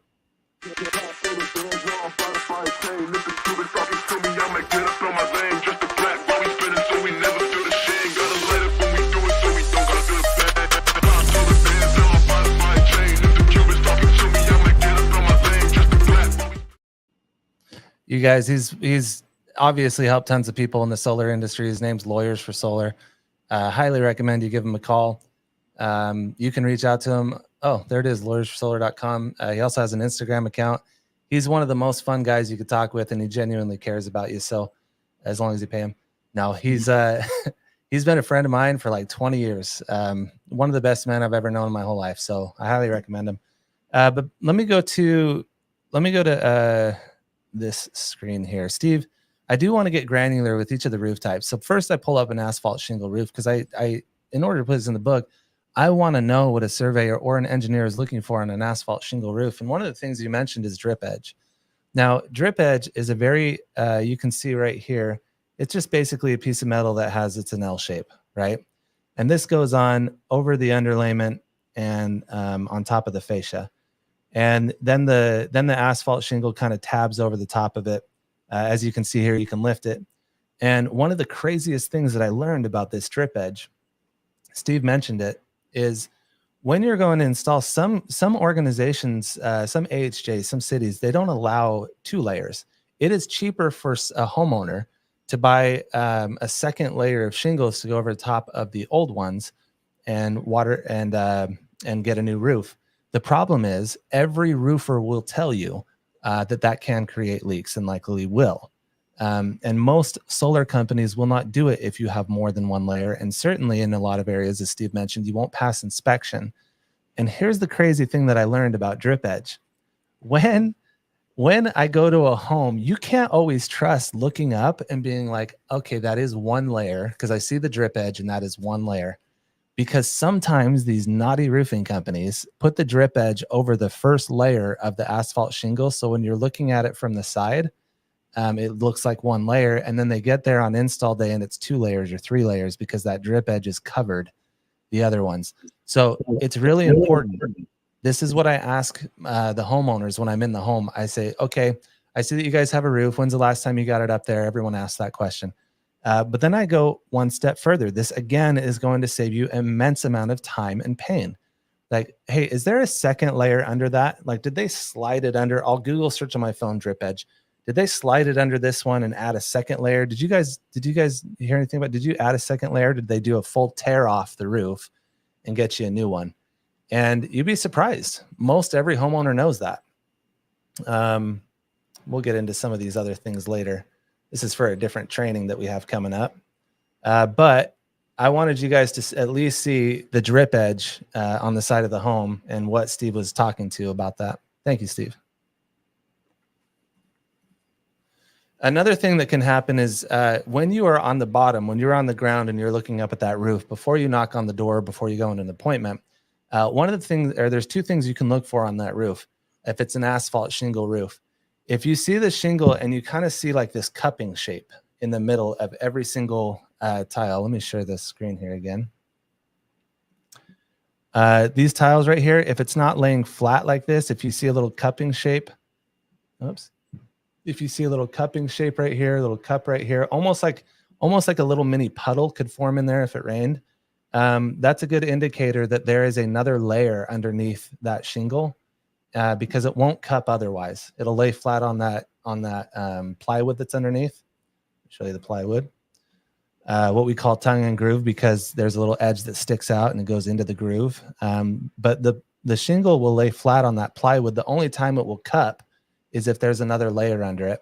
Another thing that can happen is you can see that the asphalt shingle looks very pretty all along this, but when it starts to get worn, the very edges of these cuts right here, all of these cuts, the edges will start to wear away and erode, and it will look smooth, and then it will look like gravelly. Steve, what do they call that when the edges are smoothed out?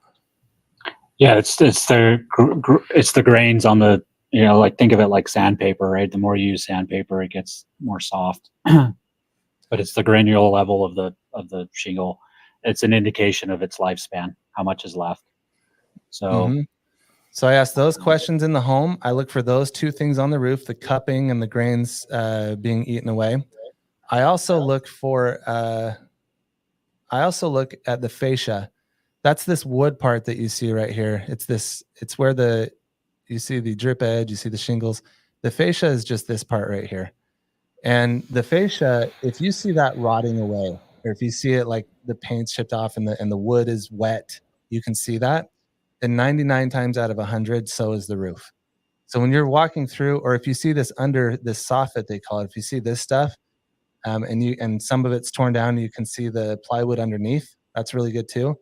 That will also tell you it needs a new roof. So before you even walk in the home, before you even knock the door, you should be able to tell if that thing needs a new roof before the site surveyor does. Yeah, and I like this, Jake, because it does get into the risk reward, right? There's those companies that don't get into the attic because sometimes you can have a nice looking fascia, everything checks the boxes on the outside. You get into the attic and look, and we find water damage, staining, whatever it looks like. I can take the risk and not look into the attic, right? And it has a consequence. And maybe that's the risk as a company I'm willing to take. I'm just trying to call out why that's a requirement for some and not for others. It's strictly them taking minimal information and rolling with it. And that's a strategy for sure. It's not the one, in my opinion, it's not the best one, but that's why you see those differences. Another little tidbit. Here's another $10,000 piece of advice for you. I keep telling you that as a sales rep, you should be able to generate a proposal that never gets re-signed, even after site survey. Steve brought up a really interesting point. What if the home doesn't exist yet on Google Maps? Like, how do we figure out the azimuth? How do we do this? Because as a sales rep, you're not doing the site survey. Maybe the home was built, but on Google Maps, it's not there. What I have learned to do is when you find a neighborhood on Google Maps that is that's just a dirt lot on Google Maps, but you obviously are in the neighborhood and you see all the houses, they've already built the streets, and the streets are already facing certain directions. So when you go on Google Maps, you might know that the top of Google Maps is north and the bottom is south, east and west, right? And if you know that, then theoretically all you have to do is stick. Let me show you here. Is stick one of these little things up on your screen. They're clear, they're plastic. I have quite a few of them at my house. You can stick one of those up on the screen and you can actually see the azimuth of the roof. If we look at this roof plane right here, that angle, to me, it looks like it matches the same angle as somewhere around 130 and 140. Having that variance of those degrees right there, maybe 140, having that variance of degrees right there, it's not that big of a deal on the production.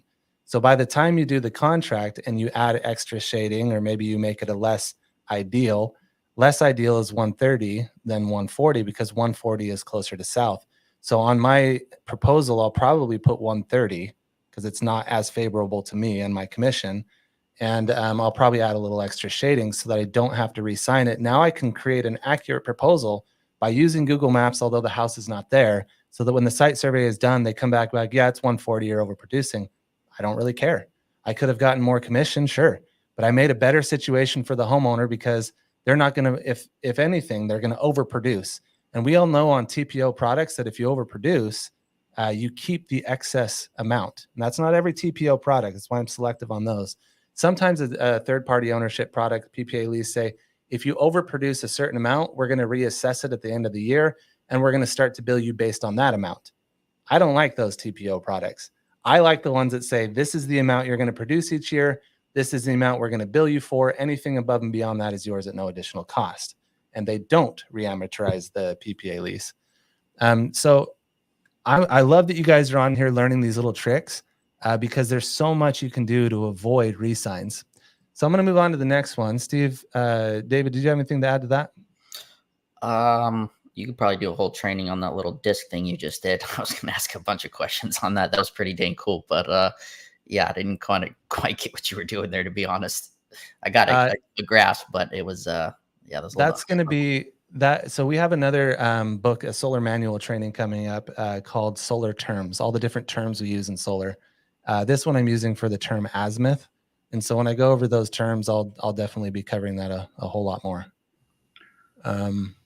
All right, so go back to this. So Steve, the next question, now that we got a little bit granular on those asphalt shingle roofs, let me ask you, what does a site surveyor look for on concrete tile, whether it's flat, W-shaped, S-tile, any of this stuff? Yeah, number one, obviously, an installer or a designer needs to understand how they're going to attach, right? So I call this attachment method, and depending on the type of tile, we'll change the attachment piece that I have to purchase and account for. And each attachment piece comes with its own thresholds and distances between each, attachment point. So depending on the one I use, maybe I need more, maybe I need less. And I don't know that if I don't understand what type of tile it is, how it's removed, how it's replaced, and what attachment method I'm going to use. So that's number one. Number two is I may be interested in, with the different types of tile, the viability of the tile. California has a big problem in the sense that a lot of the tiles, and maybe I'm getting ahead of myself, Jake, but a lot of the tiles are, they break.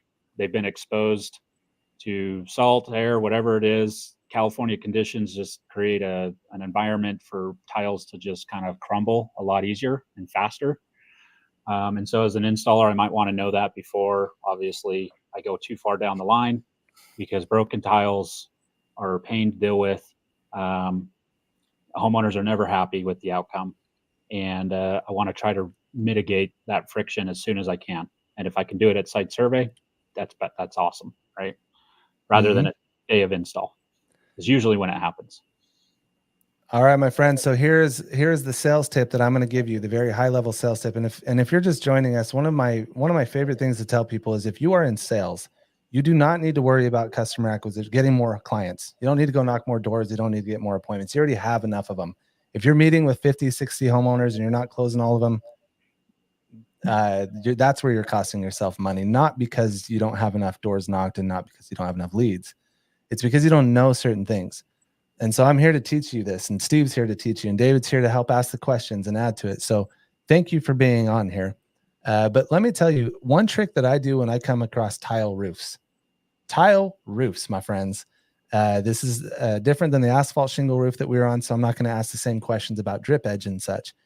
On the tile roofs, I'm going to say, okay, so I saw you guys have tile up there. Do you know if it's concrete or if it's clay? Because if it's clay, you can assume it's kind of like clay. You can actually grab it and like it crumbles as you bend it. Concrete tile is like concrete. And so homeowners don't always know this answer. I'm going to give you some tips. Very simple. If you look on Google Maps, or if you are in a neighborhood and you look up and every home has a different roof, asphalt shingle, TPO, rolled comp, another asphalt shingle, one ceramic, and then there's a tile one. you can pretty much bet that that roof is going to be a lightweight clay tile. If it's crumbly, if you have a 200-pound man like me that has an additional solar panel on my shoulder that I am carrying across that roof, you know that those tiles are cracking, right? But if you have concrete tile, they won't crack. So what I do when I'm in the home, I'm like, hey, you guys have tile. Have you noticed when you're walking around the house, like the last house, and I tell homeowners this, the last house I was at, they were just leaning up against the side of the home. But another guy had it in his garage. They were underneath his workbench. Do you have any of those additional tiles laying around the house anywhere, in a shed or anywhere? And they're like, yeah. You guys would be surprised. When you start to paint that picture, you'd be surprised. Almost every single home that has tile, they leave a pile for them just in case one of them slips off, breaks, or something like that. And what I do is I go to Home Depot and I buy a little scale, and it has a little hook, and you can connect it to the tile. And if it weighs 10 pounds, it's not lightweight tile. So many times I have done this, snapped a photo of it, put it in my Dropbox folder for that customer. So many times, probably not so many, probably 15 times, somewhere around there. I've had a company come back and say it's lightweight. We need to charge a lightweight adder. I'm like, no, it must be mistaken. This is concrete tile. It weighs 10 pounds. If it weighs less than 8 pounds, then the company, like Steve keeps saying, is not going to want to take the risk of walking on those things and having them break, because the company has to pay for those broken tiles. And so I love to know the weight of the tiles when I'm in the home, so that I can tell them, based on this adder sheet, you have lightweight tile, it's going to be this price. Your heavy concrete tile is this price. And if you don't know, let's say you can't go find it, look up, the concrete ones are thicker, and over time you'll learn concrete versus lightweight. But look up, if it's thicker, you're good to go. Look up, make your best assessment, and tell this to the homeowner. I've had to do this once or twice. I say, look, here's the different expenses. You can see it from my company. It's more expensive to do these clay lightweight ones because they crumble, everything I just taught you. And I tell the homeowner, like, how do you want to base this? Do you want to base the price off of it being concrete tile, or do you want to base it off of it being lightweight? If we do the lightweight one and you sign this agreement for this price, it's going to be higher. And it ends up being concrete after the site survey, then we'll re-sign you for a lesser amount. You're not going to complain about that one. Like, I'm going to call you up. You're like, Jake, why haven't you called me about the lesser contract? And then I'll say it's because it was lightweight and we made the right choice. But if it is lightweight, there's no problem. There's no obstacle. But you should at least be addressing it. If it's tile and you don't know, you should be addressing it inside of the home, saying that there's a possibility that later it could be something else, and showing them what that might look like. And again, this is how I've gotten referral-based business. Again, that's only once or twice that I've had to do the not know thing. But I keep that scale with me. It's in my car. There's 3 things I keep with me: a flathead, which we'll go over on the electrical training, which Steve told us not to do. There is the tape measure. If you're in California, I like to know the distance between the electrical panel and the gas meter. And I like to take a photo of that. And then the third thing is that scale. I keep that weight scale in my car when I was selling, just in case I ran across tile. But Steve, I want to go back to you. Those are my sales tips if you're inside of the home. And trust me, if you are not doing those, you are not getting referral-based business. I've been told quite a bit that on these concrete tile adders, it's the paper underneath, the felt paper, the black paper that goes underneath. They call it felt.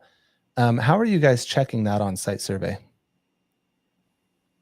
Yeah. So again, every client's different, right, with their risk and reward model. But if a client is interested in understanding what's underneath, it's because they're interested in what the total cost is going to be to make it right, or make it, viable. It's not even the customer; it's the company that comes back. Yeah, and says, that's what. Sorry, okay. We're saying the same thing. Okay, and so an easy way to kind of help check that box is to lift the tile from multiple locations on the roof plane. And the reason we say multiple locations is because sometimes the roof, rain, weather conditions, sun, they come from all different angles, shapes. It doesn't care. And so one section of the roof might be more exposed to damage than another. And so oftentimes what we'll find is if we go to the upper right-hand corner and lift a tile, and the felt looks good. Like it doesn't look like it's had any water damage. It looks like the day it was installed. But then I'll go over to the other side of the roof, maybe more towards the bottom, and all of a sudden the felt paper's all like corroded and just basically just crumbles. And the reason why is, well, there's a leak somewhere. There's an issue with the roof. And if I had just checked the one spot and called it good, I might be exposing my company to a liability that I didn't know about that now I'm going to have to own, right? And so it's just a way to mitigate some of that risk. So best practice, something we do at Radical, is we lift multiple tiles and check the felt underneath as well. We also weigh it, just like Jake said.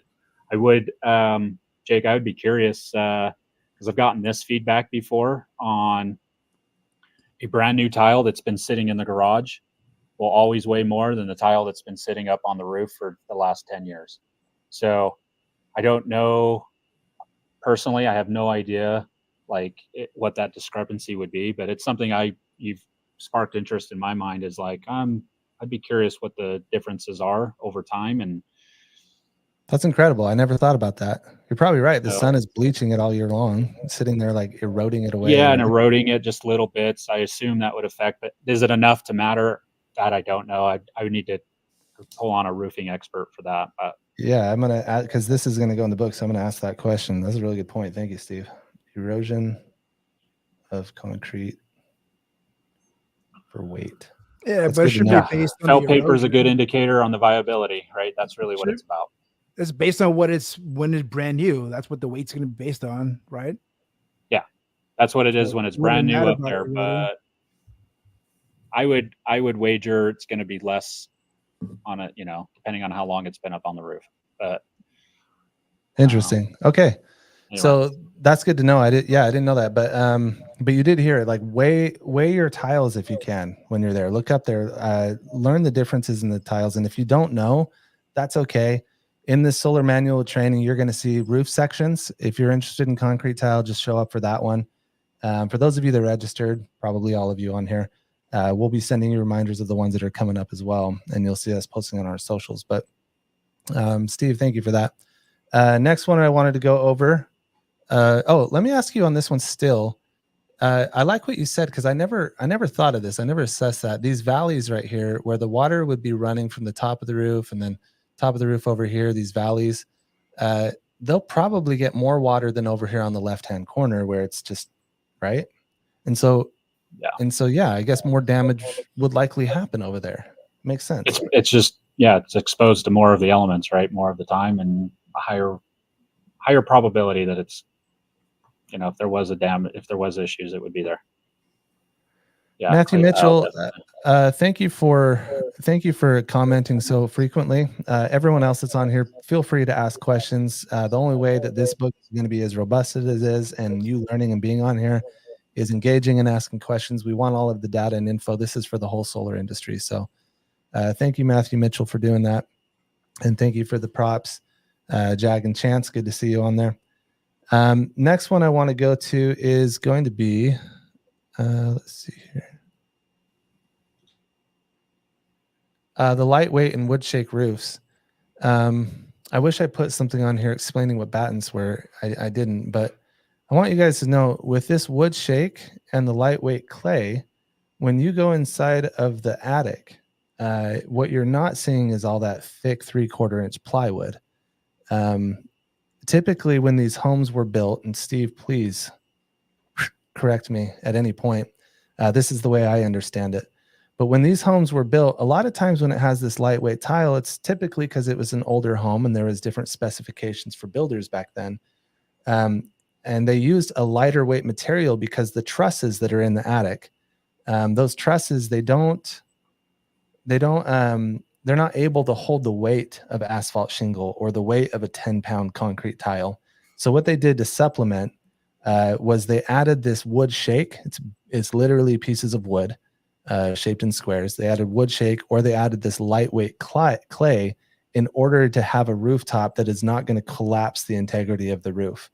When this occurs, when they use these types of materials, it is pretty safe to assume that you should walk away from that project, not even knock the door, probably not even hold the appointment, unless they're willing to get a whole new roof plus all of the cost of the plywood.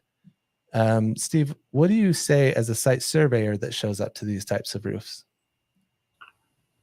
Yeah, and again, it goes back to the company's willingness to take that risk or not. But in my experience, it's typically, yeah, unless the roof's getting replaced, it's not a liability worth taking on. I've tried to install on many Spanish clay type homes and the damage didn't offset any money that I made just to install solar. It was just like not worth the time, right? Basically. And then I love the point that you made about, look, these homes were built at a different time and era. And nowhere was there ever a thought or consideration that somebody's going to be up on the roof walking around installing solar, obviously. And so it may seem weird that this home was built and passed and, people are living in it. And it's like, from our perspective today, looks like a really chintzy job or whatever. But that's why, well, that's part of what makes California harder. And some of these other, older markets, like Chicago or the Northeast, where you've got these older neighborhoods, homes that were built with a different understanding and perspective of what they felt like quality should be at the time. And, of course they wouldn't take into consideration anybody walking on the roof. That's just not something that's normal. So anyway, it's a good point to make that, these are things you got to look out for. Yeah, and everyone, for a sales tip, when I'm inside of a home and I assess that it's wood shake or it's clay tile, let's say it's an appointment. I'm not telling, I did say to walk away, but there's something else you can do if you don't want to walk away. If you have a golden nugget and you haven't gotten many of them recently, you need a little pick me up, and you want to understand that this is a good product, what you can do is you can sit in the home and talk with the homeowner and use that line I told you. This isn't 100% your choice. It's the other companies too. One of the things they're going to look for, and we can assess real quick if you are able to get solar or not. We might not even have to go through this process. And all those companies that you wanted to meet with, you might not have to meet with them either. Or you can meet with them with a different understanding on how this project will go. If you'll allow me to look up inside of your attic, all I need to see is if I see plywood, then we can do it. If I don't see plywood, then you're going to run into a bigger obstacle and you might have to buy a whole new roof just to get solar. And that might talk you right out of doing solar altogether. So would you mind if I took a look real quick? That simple. Yeah, that's powerful. I gotta say, this is not a question, but this has been super educational for me, and everyone on this call is getting a ton of value. Just coming from a sales rep perspective, we're kind of taught to, build, to do some pullbacks and some takeaways. And oftentimes I've kind of used that takeaway, that, hey, I'm not sure if we can do this project. We have to get the site survey going, but not really understanding the intricacies. Now knowing this, I can see that it's a fact. We might not be able to do this project because the installer doesn't want to take on the liability because your roof is just not in good shape for it. That empowers me to be more genuine when I'm saying it, and the customer feels that energy. So I really appreciate you guys, doing this. That alone, that's some nuggets right there. Like, everybody should be using that. Thank you, David. Yeah, it's why we want to do this, is we want to educate the industry a bit more. And, this being the first session, I do appreciate everyone that's come on here, and especially you and Steve. Thank you very much. Someone I didn't mention that is on with us as well. I'm going to add him to the stage, but you can't see him. He's there. He's always there. His name is Sean. Sean does a lot of the marketing. He handles a lot of the email drips that you get, the registration links, the background that I have. Sean is responsible for all the prettiness and the logistics that happen in all of these companies. Without him, oh, there he is. Hey, Sean. Well, that's all you guys get. So, but he handled a lot of SolarCon. He's phenomenal. He worked at Freedom Forever as well. Did the marketing for them. And this man actually knows some solar. Steve and I were jamming on internet the other day, and I was trying to make a point to Steve, be like, Steve, people don't know this. Sean, tell them about the internet. What do you know? And Sean just went off and listed everything. I'm like, Sean, you ruined my point. I know a lot of words. Man. That's all. Sean, thank you for everything you do. Absolutely. Hey, thanks everybody for joining. I appreciate it. But we did cover a term, trusses, and some people might not know what those are. Those are basically the ribs inside of an attic. They look like this. They're always at different angles and have different types of builds to them.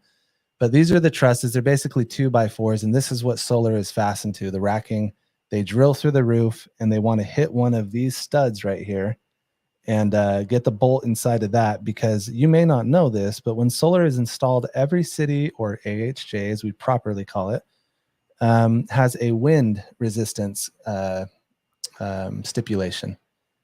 Some it has to withstand winds of going up to 140 miles an hour, 120 miles an hour. So when homeowners say, why do you have to punch holes through my roof, or why do you have to put holes in my roof? It's like, well, it's not us. Trust me, we don't want to, because we have to take on that liability. If your roof leaks, you're going to call us and be like, you come fix this. We don't want to. It's the city that requires us to do it, because if a windstorm comes, they want to know that this doesn't blow off, and we have to fasten it to be able to withstand winds up to 140 miles an hour. Here. Now, if anyone has a CAD design, any one of you have a CAD, you can actually go through your CAD and find the wind speed. It's on all of your CADs in your area. Sometimes it's 120, 130, 100, whatever. But that's one of the clean answers that I like to give to homeowners. It's not us that wants to do it. You understand that it's your city. We're on your team, and they like that. But what's a CAD? CAD? What's a CAD? Let me show you. That's on our terms. That's on our terms training as well. But a CAD. This is our terms training photos. So you guys might see some things that are not relative to this. I don't have it up here right now, but a CAD is those drawings that you see that are black and white like this. A lot of times, have you guys seen those? They take these plans into the permitting office into the city, and the city gives a stamp of yes, this looks good, and no, it doesn't. I don't have another picture of the CAD on these, but I do another training. So, good question. We'll be sure to cover that one, David. Great. Okay, next up, Steve, thanks for doing it. I know this is taking a lot of time. This is helping tremendously. A lot of sales reps in the book. Thank you. For sure. Just to add to that too, Jake, as far as the truss work and rafters and things like that, yes, it's good to determine wind load speeds, and it helps the CAD team. CAD, by the way, is another, it's just a software that's used to develop what I call, which the term should be plan set. It's a blueprint essentially for the construction of the project. It tells installers and inspectors how it's going to be attached. And one of the things that I think is good to add there, Jake, is we're also checking the structural integrity, and that will vary based on the size of those trusses and how often they're spaced. Sometimes they're spaced 24 inches, sometimes they're spaced 48 inches, sometimes whatever. 16. That changes the load bearing capabilities of that roof, because that matters in some situations, right? Mm-hmm. Yeah. So it's not always do they have plywood, the trusses. So in a lot of site survey photos, if you ever have the honor of going through a site survey photo shoot, it's not an honor. It's kind of boring, but if you ever look through it, you'll see measurements, tape measure of the distance between the trusses. In fact, if you are a sales rep that works at one of those companies that asks you to do a site survey, that may very, very well be one of the requirements they have is measuring the distance of those trusses. It's very important. What up from Scottsdale? What up, DC? DC, tell us your name, your full name, dog. Is that it, DC? I like it.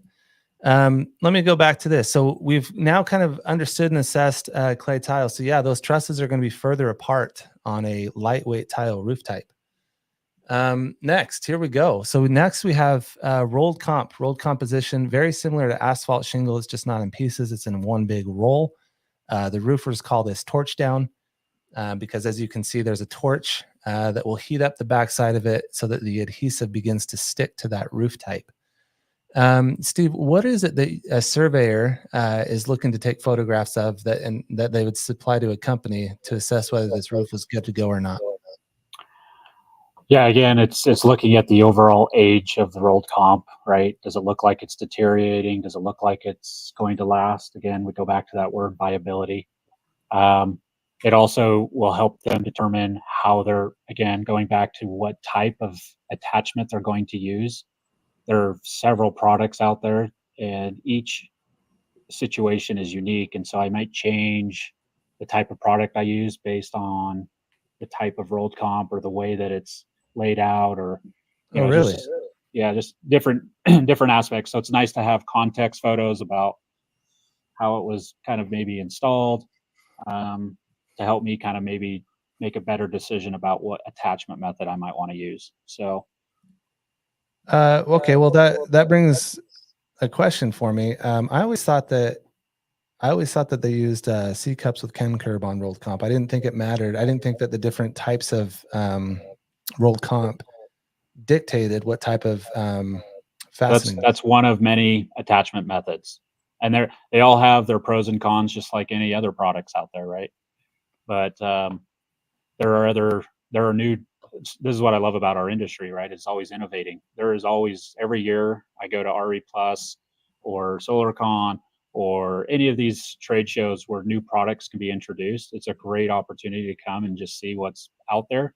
And this is where I enjoy it the most, is I get to see people's innovation on new products and things that I can use as an installer, um, to help reduce labor costs, liabilities, all those things make my life easier, right? So, yeah, Kurt, that's one, used to be the most common adopted method, but there's since been new ones that have been kind of put out in the market. So, Wow, thank you. I definitely would have missed that in this book, so thank you. All right, next up. Next roof type is we have TPO. Does this stand for anything? yeah, it's like thermoplastic, I think. Don't quote me on that. It's something in that vein. It's essentially it's indicating the type of material, right, that's used here. It's more of a PVC type material, plastic material. Anyway. Yeah, it's a thick piece of plastic, and they do come in white. They do come in different colors. Typically, it's white or lighter gray. I'm told is a bit more efficient to reflect the sun. But this product is actually it's not BS. This one actually does make the home more efficient. And if you are dealing with a low slope roof, or what sales reps I used to call a flat roof, technically it's actually called a low slope roof because no roof is flat because water has to run at some point. But a low sloped roof with TPO product is far superior than a rolled comp product. It lasts longer, makes the home more efficient. The problem is it's more expensive. Steve, what is it like for an installer to install on TPO? Should we expect an adder on this? Do all companies do it? Why not? Tell us a little bit about TPO. 100%. Obviously, the attachment method costs more money. Those products, to get it to attach properly, costs way more money, probably double what it costs a normal attachment. And then the time, right? My time on the roof is going to be longer because I have to sit and heat up different elements. I just have to take more time on that one attachment, whereas like a normal standard one, boom, they go in real fast and I just keep going. These ones take a little bit more care, thus more time. So thank you. So I guess my thought, let's see, Matthew Mitchell, teach the installers how to heat weld for TPO. What is heat welding, Steve? that's what he's talking about, is just the ability to heat. There's different products that you can just heat up and they then basically create a nice adhesive quality attachment there. Nice little bond. Yeah, bond. That's the word I'm looking for. Cool. So on these TPO products, I worked with a company. This is my sales tip for you. I worked with a company that did not do TPO. They didn't list it on their adder sheet, but I knew what Steve said. It's more expensive. And I didn't know the price, and I knew concrete tile where we're at was 5 cents. I overdid it. I overshot like a mother trucker on this one. I added 25 cents to the project for that TPO because I didn't know what it was going to be. And when I brought it back to the installation company, they said, we don't do TPO. And I'm like, I know, because it's more expensive. It takes more time for your labor. I get it. But I did put 25 cents in there for it. Can you do it for 25 cents? And operationally, they'll be like, no, because it's a one-off and it would hurt our operations, our systems and processes that we built in our CRM. As far as our employees are trained, like all these variables, it's not just about can we do the project or not. They may have the ability, but it could also screw up all of their operational systems and protections that they've set in place for a one-off job. And that's okay. This company did tell me they couldn't do it for that reason. And so I went to another company and asked if they could do it. And they only charged 10 cents for TPO. And so I went back to the homeowner and I lowered the contract. And again, if we're talking about referral-based business, that's how you get it. You figure out what's going to happen before you sell it and close it.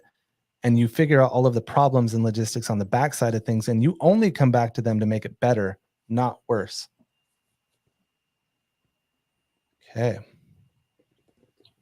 Just something to consider there, Jake. TPO, anytime you're installing with products that aren't kind of fall into the norm, I guess, or the higher percentage volume, have a higher risk of liability, right?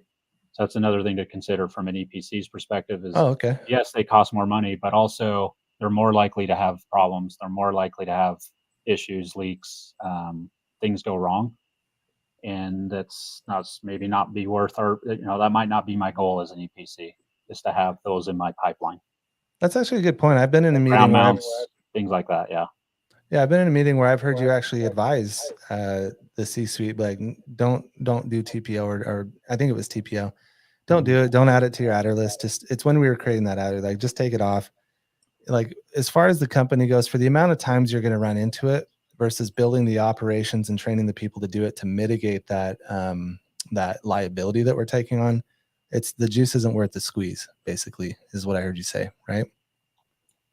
That's it. And again, it depends on the company's goals.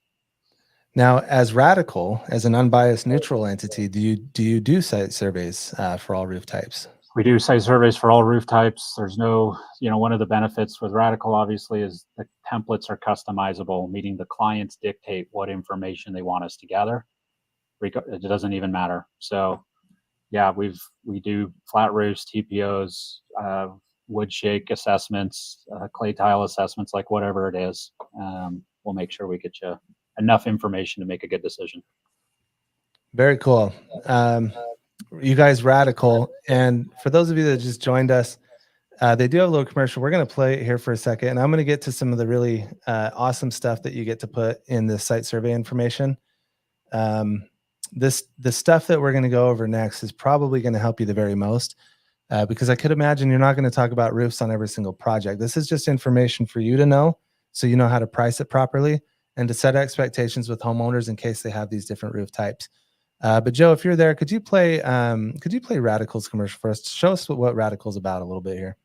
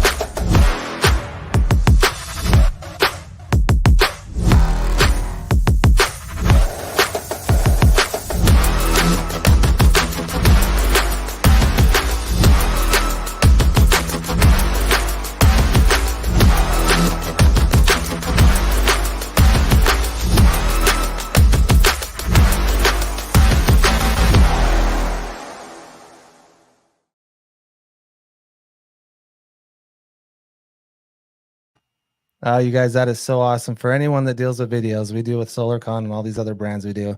That is an incredible video. That content that they got in there is not cheap. It is well thought out, great branding. That's awesome, Steve. Thank you. Steve, this isn't part of the book, but just curious. I was there when you guys first started Radical. I think it was just you and Abby. You guys were grinding inside of that office. We went and filmed the Matrix. Remember that? How much have you grown since then? Where are you guys at?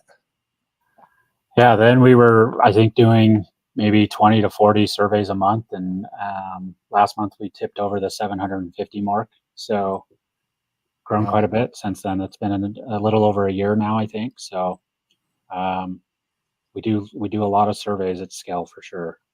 So I've seen all types of homes, all types of scenarios, like everything you can come across. I've seen it for sure. Yeah, thank you again for being on with us.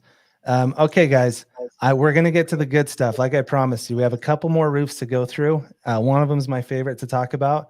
Then we're going to start to get into some really cool things for you to start implementing in your sales. I know we've been going for 2 hours. Steve, David, thank you for being players on this. Steve, I know you're incredibly busy. If you need to hop off, I know a lot of this stuff as well. It's just those fine little niche things that you're bringing to the table I love. So if you have to, let us know.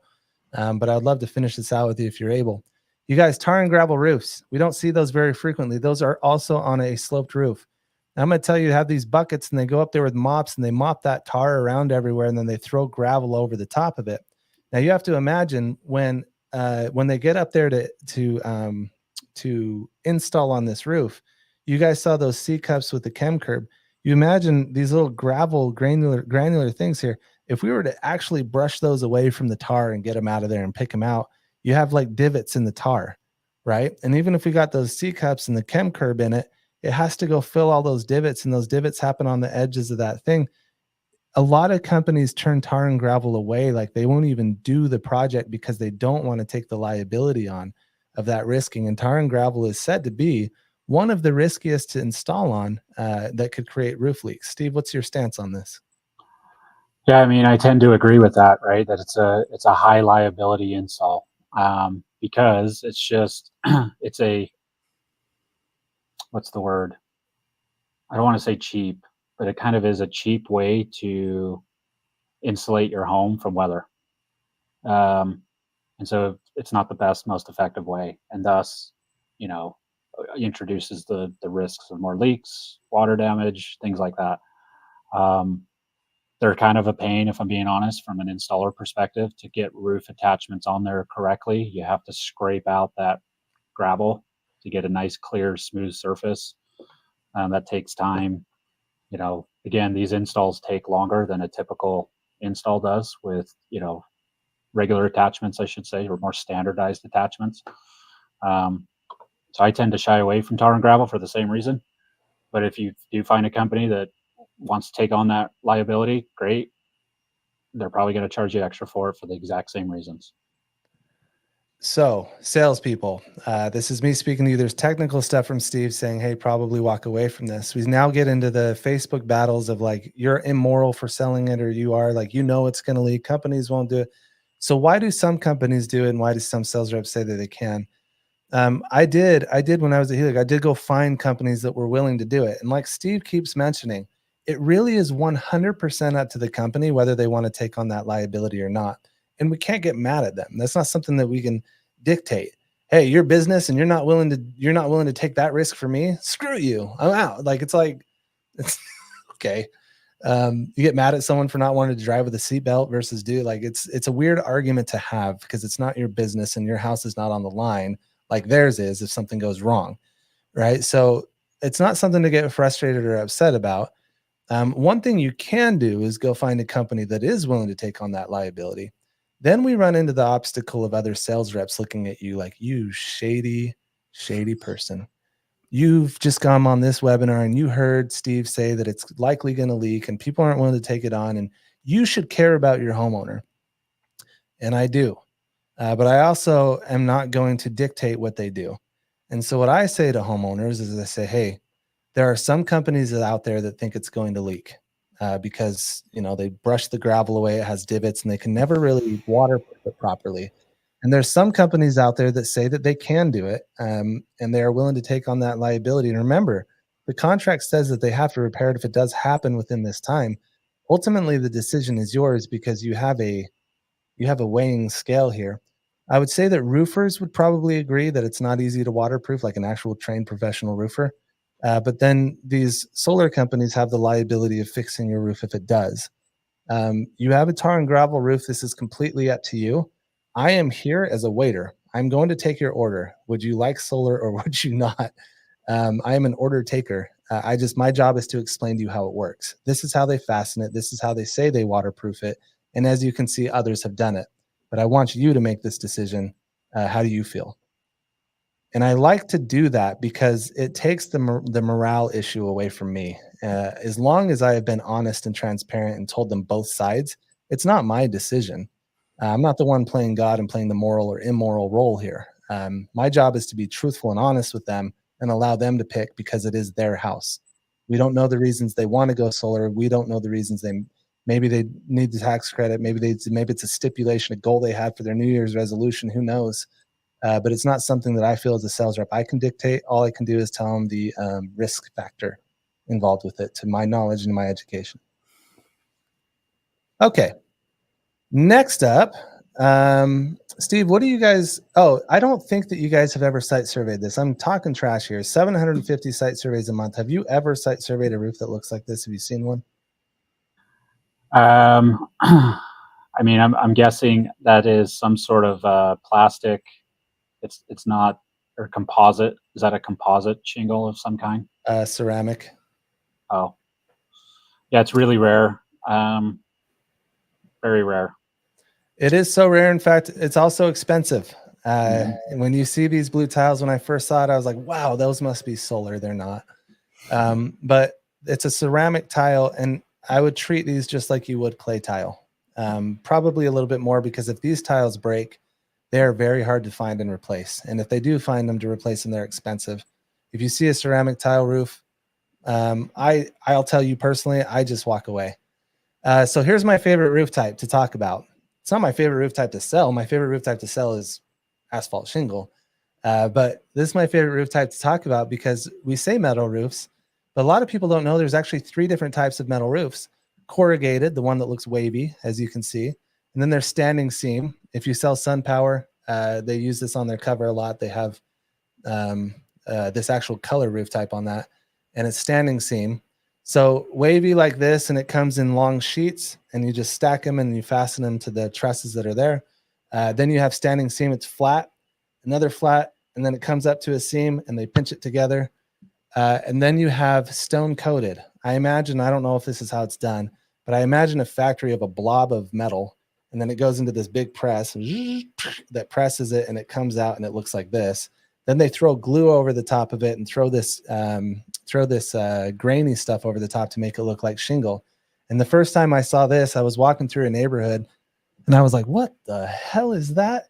You guys, I heard jingle bells happening as I was walking down the sidewalk, because as the rain hit this rooftop, it looked like an asphalt shingle roof, but it sounded like ting, ting, ting, ting, ting, ting, ting, ting, ting. And it was kind of cool. But those are the 3 metal roof types. Now, you guys heard me talking about the, let me go back here, actually. You guys heard me talking about lightweight tile, like this wood shake and this Spanish clay. And another one of those is this stone coated stamped metal right here. That's the time you would use this, is if you wanted to cover those up, if you wanted a different aesthetic look. It's lightweight, weighs almost nothing, it's waterproof. If you want to put it over, a lot of times they put it over wood shake. A lot of times they take the shake off and they just put it up like it is, because it's lightweight. But when you see something that looks so dang uniform, unlike the asphalt shingle that looks, like Tetris, when you see something that looks far more uniform and it just looks like picture perfect, that might be your stone coated steel or your stone coated metal roofs there. Treat that like the lightweight clay. Likely will not happen. Likely will not get it installed. But Steve, do you want to tell us what you are looking for on corrugated and on standing seam? Yeah. Again, it comes back to the type of attachment that I need to use. And so I'm obviously looking for the thickness of the metal, because they are different thicknesses. We get in Texas, you see this a lot, right? Where there's a lot of metal roofs in Texas. And there's a lot of DIY kind of roofs out there that are metal. And so we are always looking for the thickness of that metal, obviously, because that's structural integrity. I'm going to be walking on it. I'm going to be putting a lot of weight on there. The thinner, less likely, it is to be structurally sound. And then corrugations are, sorry, I'm trying to depict that, but they're built in a press with different lengths, widths, and heights. And so we want to make sure, again, that we're measuring those things, because that dictates the type of attachment that I need to make that a good solid install. Standing seam is my favorite because it requires minimal effort. I just need to know really the height of that standing seam, because I'm going to just put a clamp down, pinch it, and mount the solar on top of that. And that's really easy for installers, in my opinion. More dangerous because it's a metal roof, right? They're slicker, more likelihood of falling, but easy for installation. By the way, that attachment costs more money. So just keep that in mind. That's typically why you would see, varying adders there. Is that clamp that I'm referring to costs more money. The stone coated is interesting. I first came across this in solar probably on my 10th install ever in Park City, Utah. I started walking on the roof. I was doing the survey, and I was denting the metal, and I was trying to lift it. And then I quickly noticed that it comes in sheets, big sheets, like sometimes 4 feet wide, 3 foot wide, 6 feet, 8 feet long. And I remember thinking, I have no idea how I would ever install solar on this. When I started asking, all I got hit with was these are lifetime warranty roofs. That's why they're so popular, is because they last forever. But you mess with it and you void all that warranty. And so what I kept running into was roofers wouldn't uphold their warranties unless they helped do the installation of the mounting. And that's why these get DQ'd a lot. Is, well, now I have to go work with a roofing contractor and I have to coordinate with him, and he's got to come and make sure he does all his cuts perfectly. And it's just like not worth it at the end of the day. It's really complicated. You just took a simple job and made it way more complex. Now we're off the rails. I'm more likely to not consider it at that point, right? So to Jake's point, a quick way to identify it is just knock on it. It's obvious when it's aluminum. It's actually aluminum based, and they are a pain. Yeah, doesn't mean you can't do it. They're just a pain, and I could see why a lot of installers would walk away from it. Yeah, if you're walking down a street and you see all this asphalt shingle, and then you see one that just looks like it's asphalt shingle, but it just looks way too good. It's too uniform. That's your metal roof. That sticks out. But you have to be looking at roofs. Like now when I drive, I don't look at anyone or anything. I just look at rooftops the whole time. That would be good for solar. That one would. I'm sure you guys do the same if you're in sales, but all the time. But here's the sales tip with the metal roofs. You guys, those standing seam metal roofs are the easiest for installers. They love them because, like Steve said, you basically just clamp to that seam. Let me pull. You clamp to that seam that's right here. It's a little clamp that goes on it, and then they get to fasten the racking to it. It's super easy. Don't have to penetrate the roof. Corrugated. Typically, these are done. There's some states that they use it on the residential homes, but a lot of states use this on detached sheds or garages or things like that. And when they do that, like let's say it's a big barn or something, I've often found that the trusses underneath are very far apart, and because they don't need it for a residential house build, right? So they put those trusses very far apart, and it's just one long metal beam for almost the duration of the entire barn, and then the next one is 4 feet away. Can you sell on that? Some installers say, yeah, if you use a thicker racking or use a thicker what am I looking for? Yeah, thicker racking. They come in different gauges. If they're that far apart, you can still do it, but you'd have to use a thicker gauge, and that costs more money. Steve, what do you say to that? Yeah, it's all about structural integrity, and depending on the AHJ and their requirements will dictate whether that's good enough or not, and if I need to upgrade it or not. And again, those things are hard to determine until someone gets out there to take those measurements, take those photos, things like that, right? Like I would just be guessing from a satellite image looking. I could see that maybe it's a corrugated roof, but I would have no idea if it's structurally sound without being on site. Yeah, you guys. So here's the sales tip. When I come across a corrugated roof, I like to see underneath it, because if those trusses are further apart, I will tell the homeowner, hey, we're going to use a thicker gauge racking. So we have to charge a little bit more for those because this is so far apart. And then I'll Google search the same image I showed you with the trusses. They're only 24 inches apart. They get it. They understand. Thicker gauge racking costs a little more, and it doesn't hurt. And I can add that onto the price. So when I go back to my installer and they say that their trusses are too far apart, I can say, oh, don't worry. I added for the thicker gauge racking. They might not even know that you know that. But the fact that you pull that out is now going to have to force them to say, okay, we actually just don't want to do it. or it's going to force them to say, okay, yeah, I guess you're right, we can. And I'm telling you, more times than not, they say, okay, yeah, that's a good point, we could do that. You guys, when you go through the solar manual training, more frequently than not, if you have this knowledge, you can help your installers find a solution. Like, hey, I just told them that we're going to do thicker gauge racking. It just costs more. I already added it in there. It doesn't, I'm not going to be mad. It's in there for you. Use it. If you do that, your installers are more likely to say, okay, yeah, I guess we'll do it. But if you don't do those things and you don't know those things, you don't even know to bring it up to ask them. You don't know to charge for it. You don't know to tell them it's okay if they take it out of your commission because you understand the process. If you can understand the process and what they're going through and what they're going to have to deal with, then they're more likely to be like, yeah, let's go ahead and do this project. I keep telling you, if you know this stuff, you will make more money in solar. You don't have a lead generation problem. You have a knowledge problem. You need to understand this language to speak with your installers because it will get your projects in faster, healthier contracts. You won't need re-signs. You can have these conversations with guys like Steve. You guys, just beautiful stuff that we're going over here. I got a quick question for you. Yeah, I David. heard that I've been told by an installer in the past that they really don't they don't recommend installing on corrugated roofs because they were prone to leaks. That is probably something they're telling you as a sales rep. Either one, they don't want to do it, and that's their answer to. Two, they don't want to take on the liability of it. But I don't think it's been a problem with corrugated roofs. Steve, what do you say to that? Yeah, it's again, it's to me, it's like, well, if it's installed properly with the right things, it probably will be fine. It's just, do I want to take on that liability? Honestly, is what it comes down to. And do I feel like I can charge enough to get it done?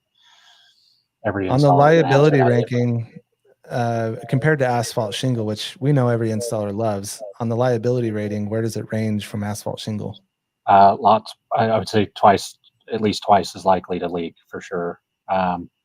Because because there's For usually corrugated though, not well, just standing any metal really, because there's usually typically nothing underneath it, right? It's exposed, so you're relying on a very minimal protection between the screw, and whatever it is you're attaching, as opposed to now, an OSB kind of underlayment or whatever. You've got another layer of kind of barrier, I guess, for water to get through, and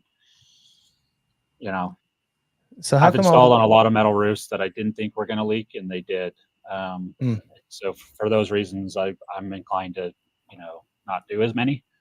But every EPC is again different with their assessment on that risk. I would say it's not uncommon though. I would say, Steve, correct me if I'm wrong, I would say it's actually more common that companies do corrugated metal than don't. 100%. Yeah. Okay.